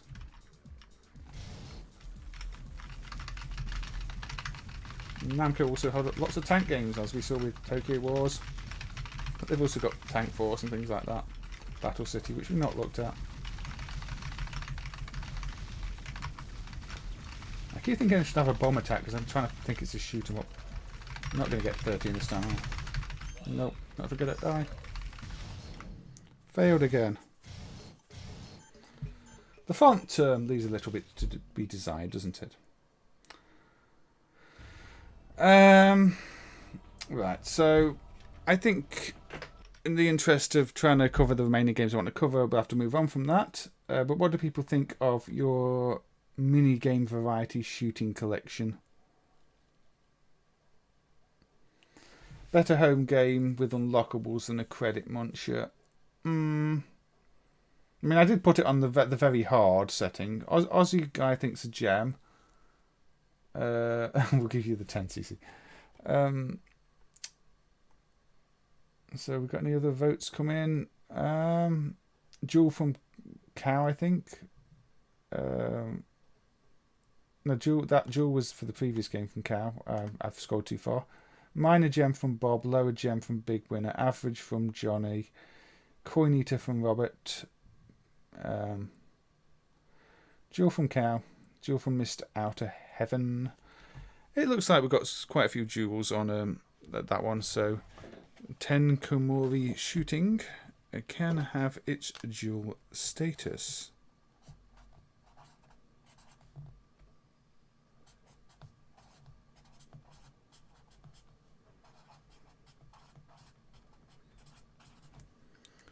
So unsurprisingly, most of the games we're playing from Namco are going in the jewel status because Namco were pretty good at knowing what was going to sell and what was going to work and what people were going to enjoy. And they were good with their theming. as we see with this one. This was a recently dumped set, and this is the world version of Armadillo Racing. And I've got to change the orientation here to the correct one. Hold on. Horizontal. There we go. So yes, Armadillo Racing, of all games, did get a non-Japanese release. Yeah, similar to Point Blank. You thought it was better, Guru? I think it's pretty good. I'm just not very good at it. So, if we're talking about Namco and theming and knowing their audience, and this was, I think this was more aimed at kids. We have Armadillo Racing, which for a long time some people thought was probably just a mistranslation in a game that didn't even exist because the whole concept is so bizarre. But it does exist. And yeah, the world set was dumped recently. Alligator. Yeah, Namco games tend to cost a lot. At least by default. We're going dual already, or is that for the previous game, Neil? So let's insert some coins and press start to begin. Now you get two courses. You get the obstacle course and the stunt course. And again, I guess you've got a multiplayer aspect that's not emulated in MAME. And also it's trackball, so trying to play it on a keyboard is a little not great. You're meant to slow down when the heart is beating red. I don't know why. And you're not meant to fall in the water.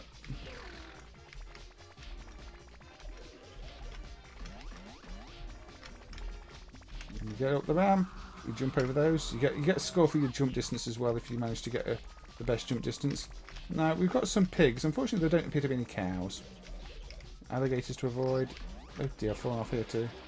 Which means I have to swim back to the land here. Yeah, I'm doing really badly this time. The key is to not fall off. And then if you can climb up there, you save a bit of time. But yeah, I'm finishing in second place.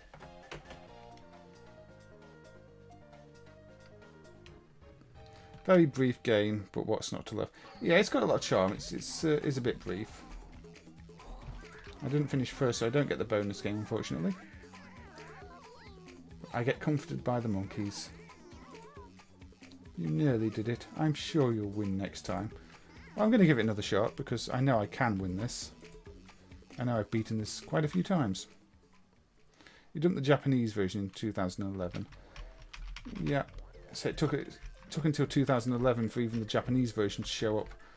And it took until 10 years later, this year, for the world version to show up. But it is surprising just how many Namco and Konami games have world versions. I mean, Magical Twin Bee, the English version of Twin Bee Yahoo, just showed up too and was dumped. But I guess they must have... No, that's a bad jump. They must have put them out in limited releases in a few arcades, and eventually the boards have shown up.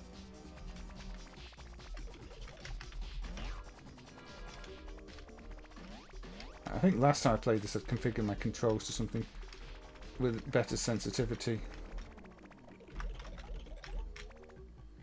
Although I think I'm going to win the race. My jump wasn't very good, but yeah, they've won the race. Yeah, that's all you get for 4 coins. I mean, obviously you can set it to less coins if you wanted to, and it might be 4 coins like low value coins, as opposed to pound coins. Yeah, Dancing Guys I'm not really going to have time for, Mr. Outer Heaven. I might do that on a second Namco stream if I do another one. But I'm a bit short on time for looking at Dancing Eyes today. So you get this bonus game, which is a bowling game. And actually, as a bowling game, in its own, they could have released this as a, you know, Armadillo Bowling. It's a perfectly good bowling game as a bonus game. So if you win the race, yeah, you get to bowl, and you can get strikes sometimes. The prototype version. Sometimes the prototypes aren't always different. So unless there was actually a clear version difference, I don't know. I've seen that with some Sega ones where they've had flash ROMs on them and they've been the same. I don't know. Yeah, I don't know why Dancing Eyes is in mature.ini because I don't think there's any actual nudity in it, as far as I know. But there you go. So you get to enter your name. Again, very well themed high score entry name page. I'm just going to be 000 there. It's like I've got 3 Olympic rings. All the same colour.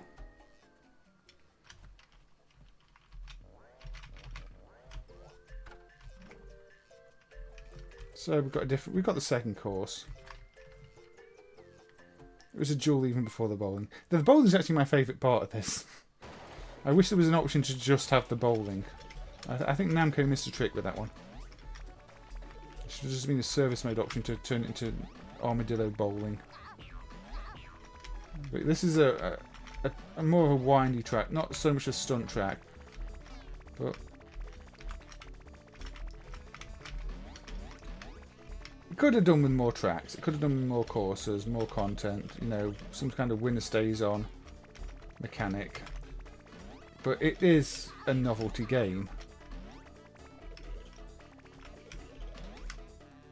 But yeah, a sequel to this on, you know, a modern system with loads of tracks and online multiplayer would be really good, I think. Tenkomori is one of those novelty large portion sizes, like a sundae that's made for the whole table of people. You mean the ones that I would just go, this was meant for 4 people, okay, and eat it.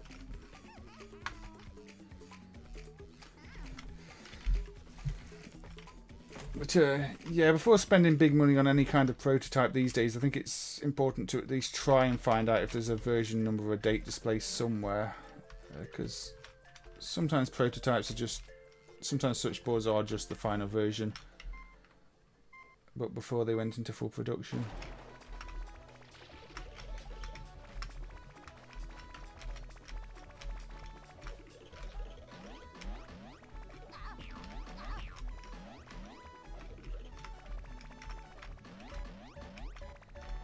Let's try and actually win the course this time.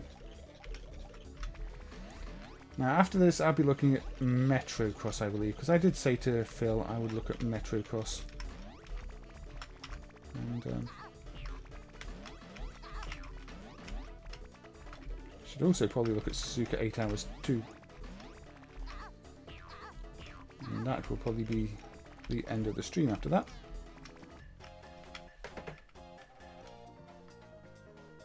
Yeah, challenge. We've not done Soul Blade or Soul Edge, no, but I don't think there's going to be time today, Neil.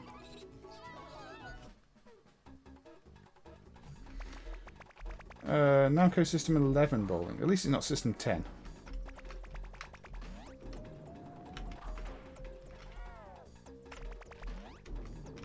I do need to look at System 10 again at some point. Because I'm sure Mr. Driller 2 is probably only a few lines of code away from actually working.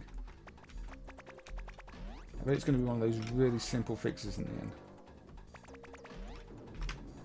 end. Oops.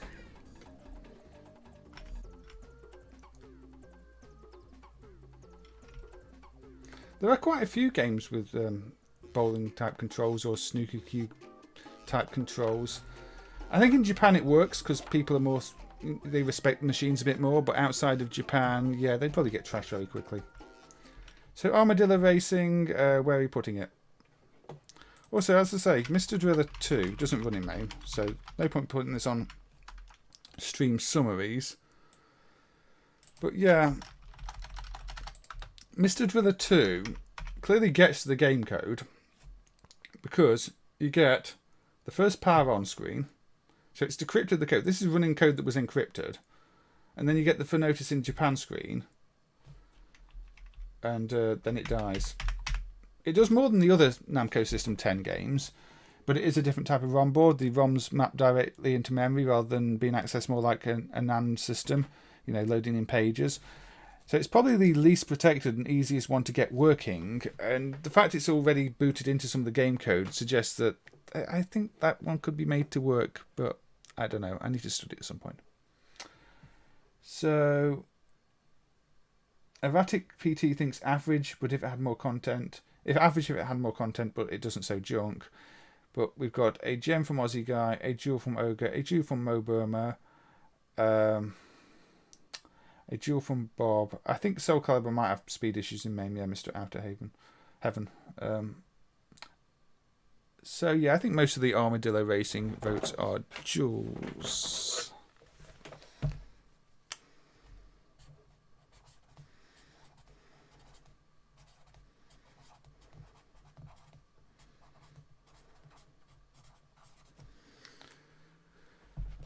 Right, I'm going to do Suzuka 8 Hours 2 before I do Metro Cross, I think.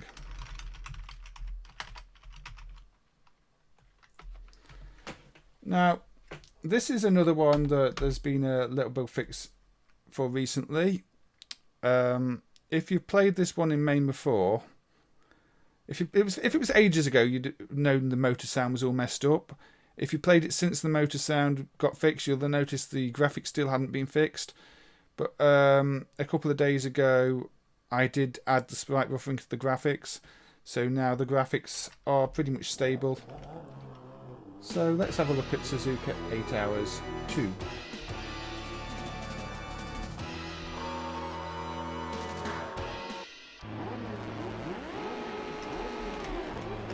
And Big Winner says, Lower Jewel, Hidden Gem 2, adore the personality and sound effects used despite the shallowness.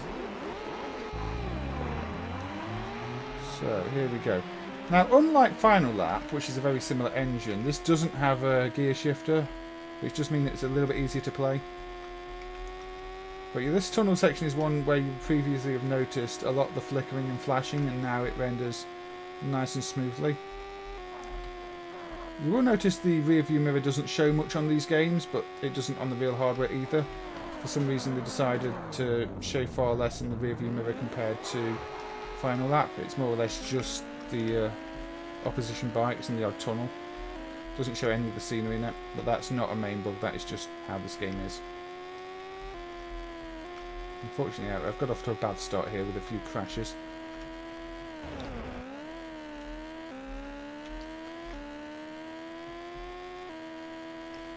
I was playing this earlier and managing these corners perfectly.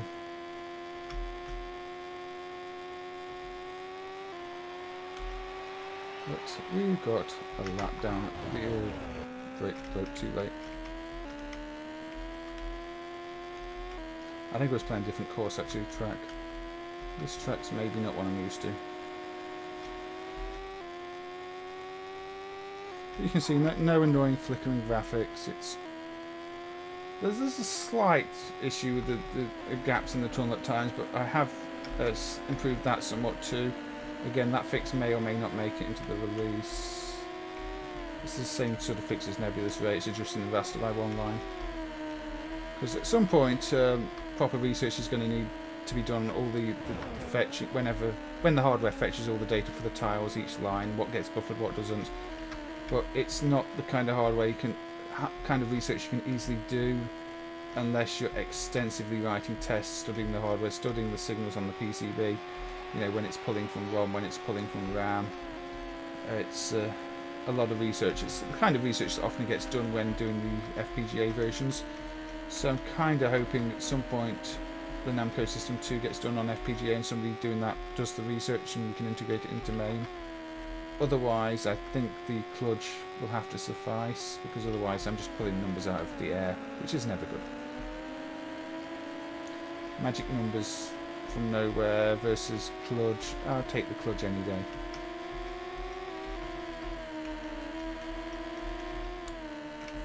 The problem with Namco System 2 is it's really not one system. So doing an FPGA version would be a lot of work because the system evolved. Different video boards, different capabilities, and you have to study each one individually. Even different I/O MCUs. I mean, a long time ago, maybe 5-6 years ago, MAME was using the same IO MCU for all the games, but at one point Namco did switch it over, and these days for the later games it uses the newer type, for the older ones it uses the older type.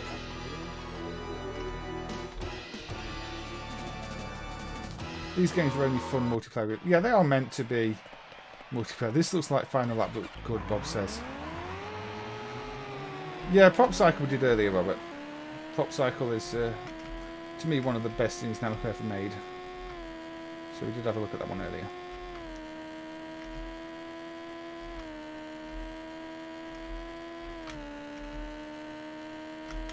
But yeah, when I'm asking for judgment on these games, I'm kind of asking for if you played it in an arcade. Obviously, MAME's limitation here, only emulating a single cabinet, does harm the game a little bit.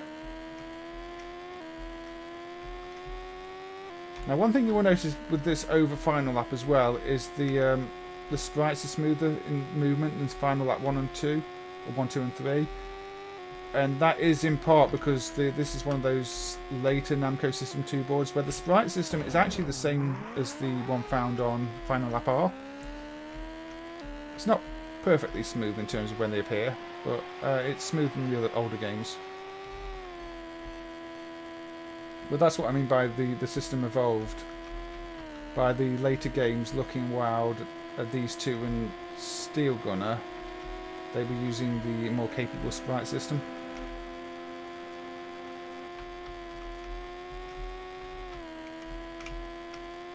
Now this also has a day-night cycle, which is kind of nice to see, if you're good enough at it to do enough laps.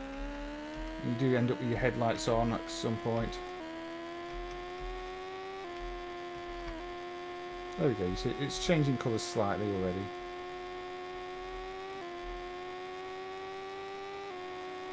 But that is why it is called Suzuka 8 Hours, because it's meant to be an 8-hour race. And the original game was the Suzuka course, which is this one. But in the sequel, it's not. You get a choice of 4 courses.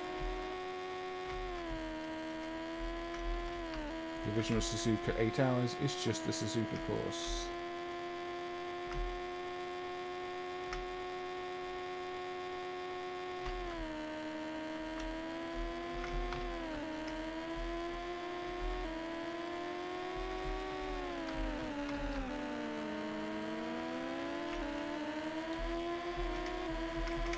So we're going with a gem or junk or average on Suzuka 8 Hours 2. I'll look at the chat shortly when I'm not trying to concentrate on the road.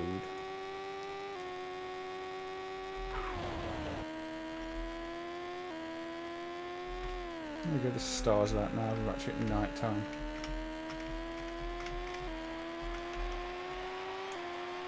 Final lap, and I have my lights on.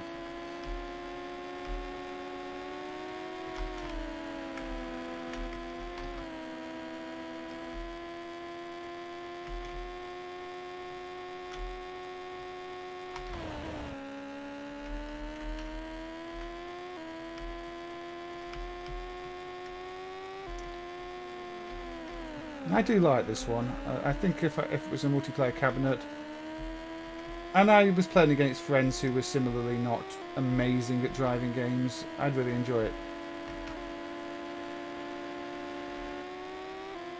And the sound effects are actually really good, the engine sounds too. I'm really glad that was fixed in MAME. But I'm not going to finish this. Well, let's crash at the end.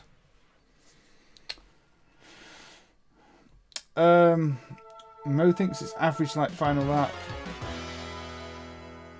Looking Wild looks better. Guru dumped Suzuka 8 Hours 2-2.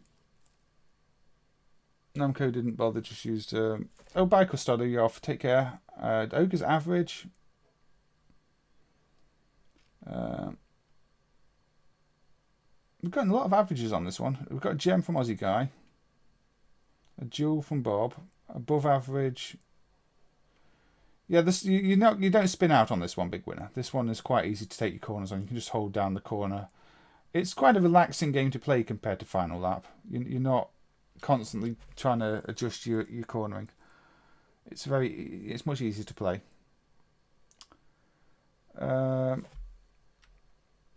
Anyway, With analog control, Suzuka is fun to play better than Final Lap, says Robert. Isn't the patch on Sega's Hang On, says Andy.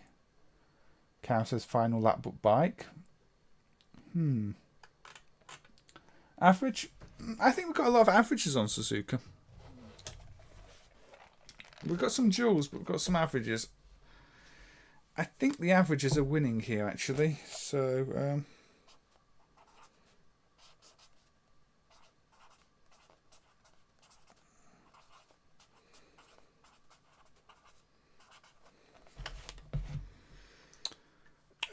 good. Well, I've put it in average, Cow. So it's not as good as Final Lap, so it goes down in average. Suzuka 8 hours 2. Hey Christian, welcome. You're just tuning in for what is probably going to be the last game of the stream, unfortunately, because like I said, I've got a huge list. I've not done Gallagher 88 or Finest Hour or Burning Force or lots of them. But Metrocross 1985 Namco. You change your vote to solid average. So this is one I had, I think, on the Amstrad CPC and really liked on the Amstrad CPC back in the day. I didn't realise it was an arcade game. Didn't click with me that Namco made arcade games back then because, you know, didn't see many of them. I mean, I knew they made arcade games. I didn't know that everything Namco was like to be an arcade port. That's kind of what I'm saying. And I never saw this in an arcade. But you're jumping over Coke cans, and it's a kind of race game.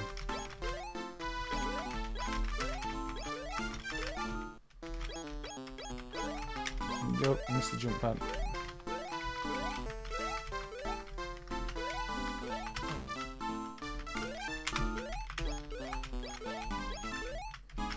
But yeah, the green tiles, you go slower, those ones you fall down.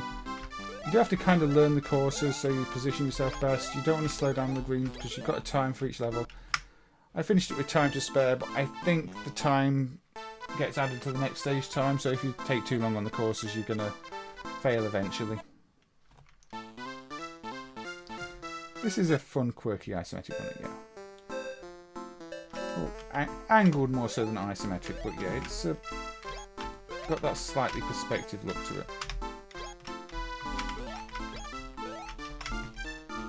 Skateboard turned into Wonder Boy, apart from the fact I jumped off. Let me get, I forgot this.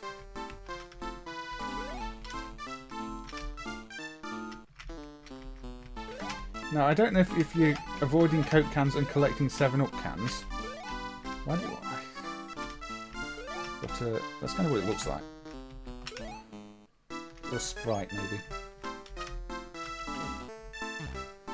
Running out of time.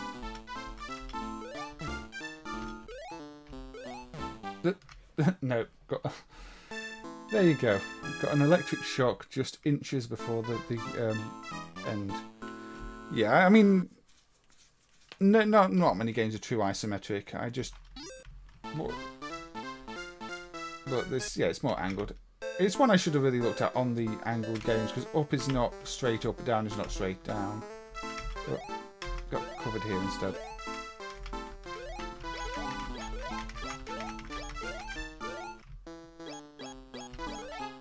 There we go. If you actually make it onto those, you get a nice big boost. Jump too early.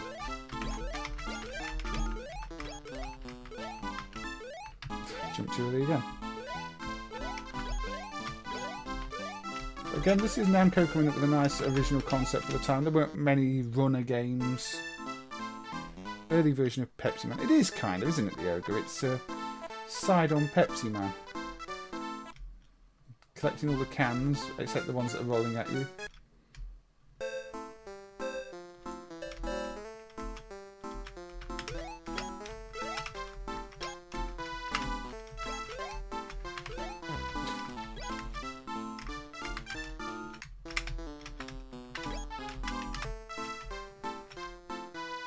I could just do this, but not that.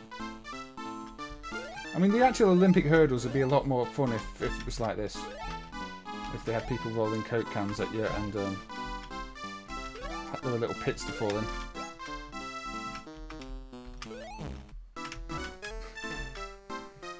Last 10 meters. Make it through. Yes, there we go.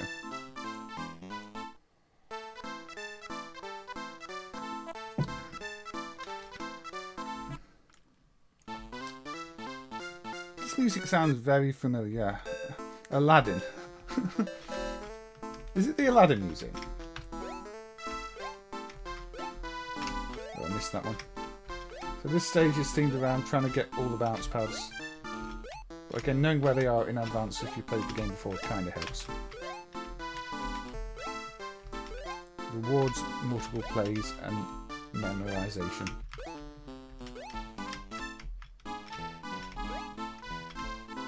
And rewards good time too.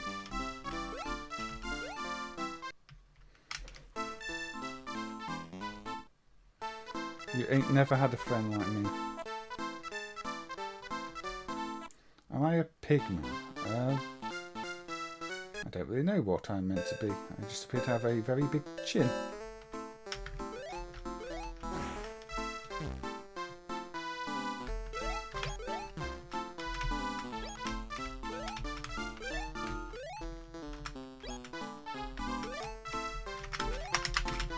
Appear to have been attacked by a green cat.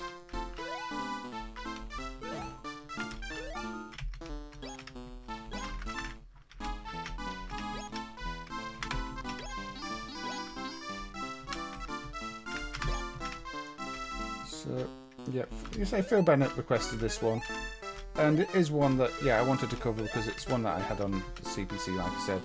It's always one I enjoyed. Again, it's simple. You're running your head, you're avoiding obstacles, you're trying to change lanes.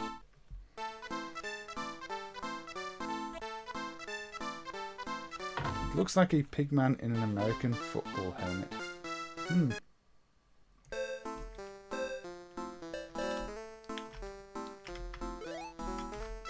Could also just be a sort of pink gas mask. And this does look to be set on some kind of space station, which is kind of odd for the rest of the theme, but that's the general impression I get. Let's avoid those cats. I don't really understand where the name Metro Cross comes from either. I guess it could be overlooked due to name by some people. That's 10 meters, but I've got 5 seconds. I'm not going to make it, am I? Nope. Oh. Oh. Less than a second left.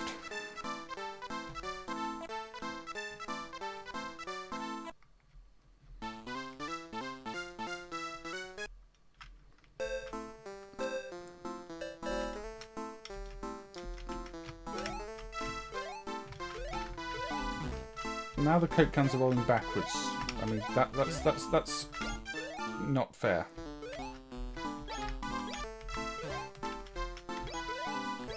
How do cans roll backwards? Can somebody explain this physics to me?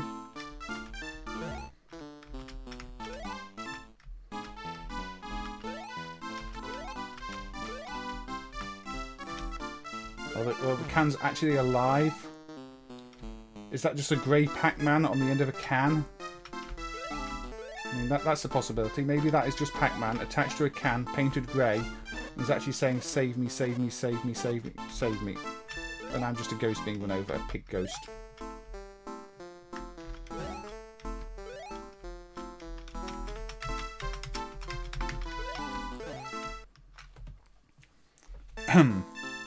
Wind blows cans backwards on a space station.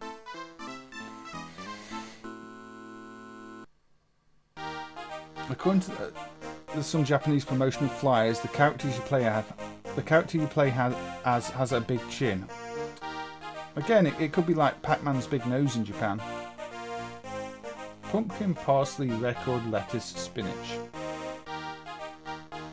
Those are high score names. Why is my default record? Yeah, I like this game. What does everybody else think of this game? Metro Cross from Namco. Space Wind, there's a mouse inside. I like that one. Before we close the stream, I'm going to put one last one on. This is another that benefits from a little kludge in the raster line. This is Burning Force. But what do people think of Metrocross? Okay, dual, average okay. We've got 2 okays, and including mine, 2 duals. Average from -1, dual from... I kind of split between average and dual.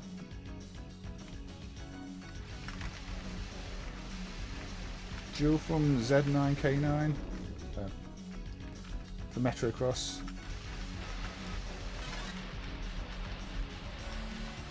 Average from... I don't know where Metrocross is going to end up then. We definitely split between duals and averages. Just about a dual from flat average from Big Runner. Racing Force isn't a Namco game. Lower dual from Neil.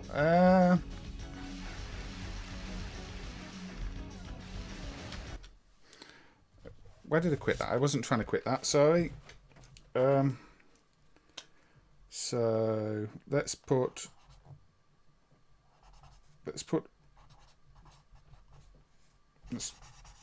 my pen is running out. Okay, I'm going to get a different pen. One that actually works.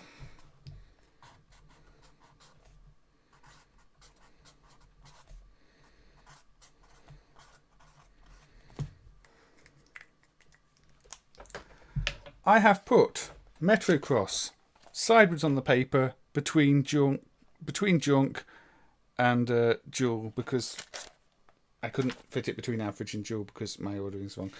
But I don't know where to put it, so it's gone on the side of the paper. It's somewhere between... let's just draw some lines. It's somewhere between dual and average. And we don't know. We couldn't really decide. So there you go. This piece of paper now makes no sense whatsoever. I will let I'll let the ogre decide where to put it in the list of timestamps later. But yeah, I was going to play Burning Force for a little bit, and then end the stream. So this is the final game. This is Burning Force, which is an into the screen shooter. Again, if you get the raster effect wrong, there's a bad line which moves up and down above the water, which is really noticeable at times.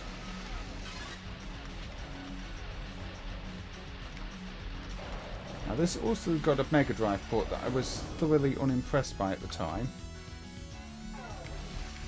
And this always felt to me like Space Harrier, but without the ability to move up and down. It's got that sort of colour cycly ground. This obviously is water. But flat Space Harrier. Dual it is. Okay, so that one should go in dual. I'll remember that one.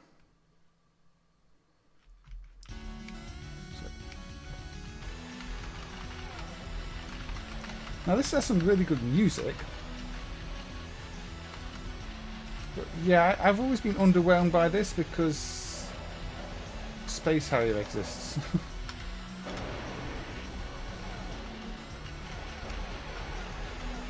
And I don't think Space Harrier, but with water and no up and down movement, is great.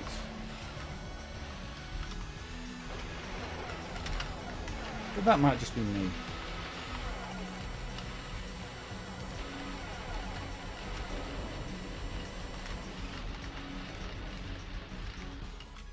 In the game data, there's an unused English region.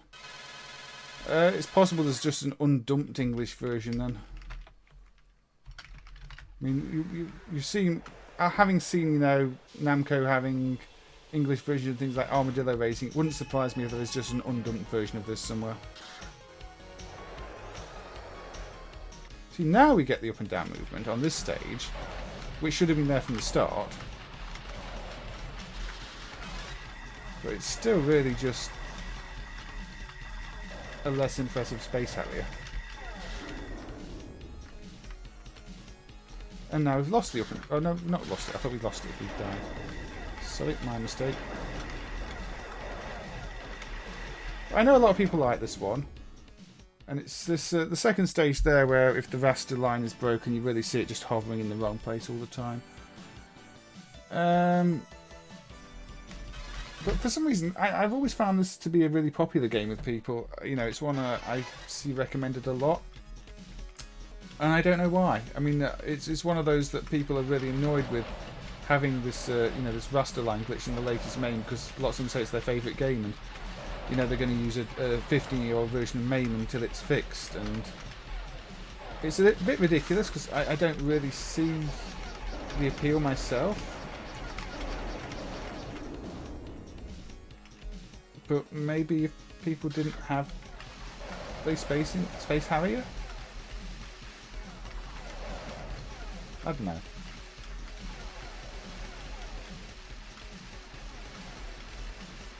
Maybe I'm just missing something with it. Maybe there's a better game in here I've just not yet discovered.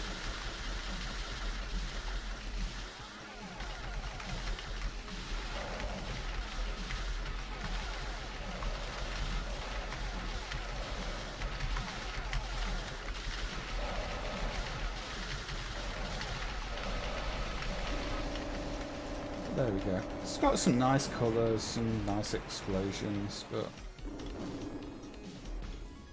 were they just really impressed by this water effect that they made an entire game around it, even though it's really simple? I mean, it's not like it's Afterburner and you've got a nice rotating water effect, 'cause that'd make this a bit fancier. It's just a really plain water effect. The bonus stage, collect the scores.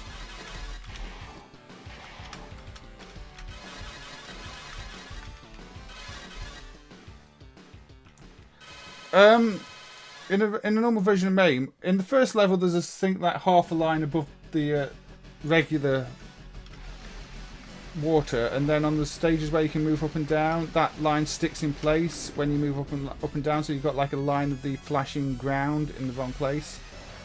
It's not in this video because this video does have the raster kludge applied, which is just the raster scan line by one line. Say the same as was done for Nebulous Ray to fix the stars. But again, I don't know if the fix will actually make it into the next build, because even though the existing implementation is a hack, there seems to be some objection over using a different hack in this case. I don't know.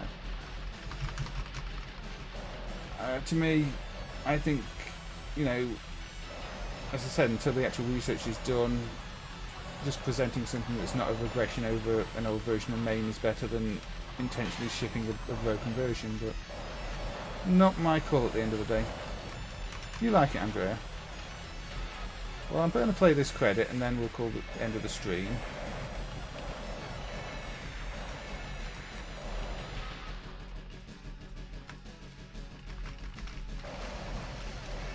But if people want to say if they feel it is a dual, average or junk, then it'd be a good time to put your votes in now so that I can wrap things up fairly quickly once I quit out. Is Space Harrier poor man's burning force? Space Harrier came a lot earlier than Burning Force.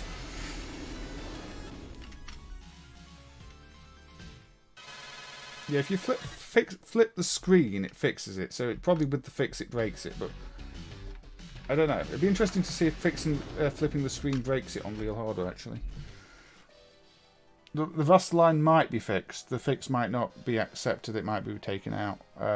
Mr. Outer Heaven, I don't know. I'd kind of like to see it go in because it is one of those games that a lot of people complain about it being broken, but we'll see. We'll see. I'd rather people, you know, didn't have to revert to terrible RetroArch and 18-year-old version of MAME just to get it fixed, and we could ship it just with a, you know, a simple, very simple little alternate hack for this, but we'll see what happens. Erratic PT says correct dual. Bob says lower dual. Andrea likes it, so that's probably 3 joules. Aussie guy Gem, big win of flat average, so joules are winning at the moment, even though it's a sort of a poor man's Space Harrier. Slightly better than average from Guru. It looks like the Jewels have probably got it for this one then. Jewel for better, yeah, it does have better graphics. It is newer hardware, although gameplay-wise, I think Space Harrier wins. Anyway, let's put that one in Jewel then. I'm quite surprised. I'm quite surprised. I thought that was going to be definitely an average one. But again, I'm surprised people play it. I'm surprised people complain about that raster line issue so much. So I guess that game does have its fans. It's just not one I ever really got into. But Jewel it is. And that goes on the Jewel list then. So for Jewels, we've got today Golly Ghost, Tenkomori Shooting, Prop Cycle, Final Lap R, Namco Nostalgia version 1, Phozon, Armadillo Racing, Pac-Man Championship Edition demake on the NES, the Gaplus demake on the NES, Splatterhouse 2 on the Genesis, Nebulous Ray and Burning Force, and Metro Cross, which I think we've sort of pushed to the Jewel section. For Junk, we had Megapanel on the Genesis, Mega Drive, Japanese version. We had the Sword M5 version of Mappy, which was a bit rough. And we had Playmark's bootleg of Super World Court, which was called Super Slam. An average, we had Marvel Land for just being an average platformer. Tekken 2, which surprised me. I thought that one might be in Jewel, but Tekken 2 landed an average. We had Super World Court, the original version. We had Tokyo Wars, because there's just not much to it. We had Wacky Gator, because it's a more physical game. And again, it's kind of simple. Once you've seen it, played it, you've played it. But it's a fun one for what it is. And we had Suzuka 8 Hours 2, which I might have put a bit higher, but we've got plenty of jewels as it is. So that is a nice long list. We got through quite a few games. There's loads we didn't get through. I don't know if I'm going to do a second Namco Jewel or Gem part, or if I'll just look at some of the others on another stream, or just throw them into a miscellaneous stream next time. But thank you to everybody who's been here, participating in the chat, voting on the gems or jewels, and everybody who's just been lurking too. It's always good. So I don't know when the next stream will be. I've got a bit of preparation to do before it, as always. When it's ready, it's ready. You'll probably know a few hours before, because I tend to put up the scheduled thing on YouTube, so you get a bit of notification. But yeah, Namco did have a ton of classics, didn't they? Negative one and criticism. Every game, it's not wrong to criticize a game. Every game, there's room for improvement, and it's interesting to hear opinions. What could have been done better? Does it not have enough content, etc.? And hey, bad player, yeah, I'd always recommend standalone MAME. The RetroArch port is kind of bad. It's just unfortunate that if you're on Android, you have to use it because there's no other option.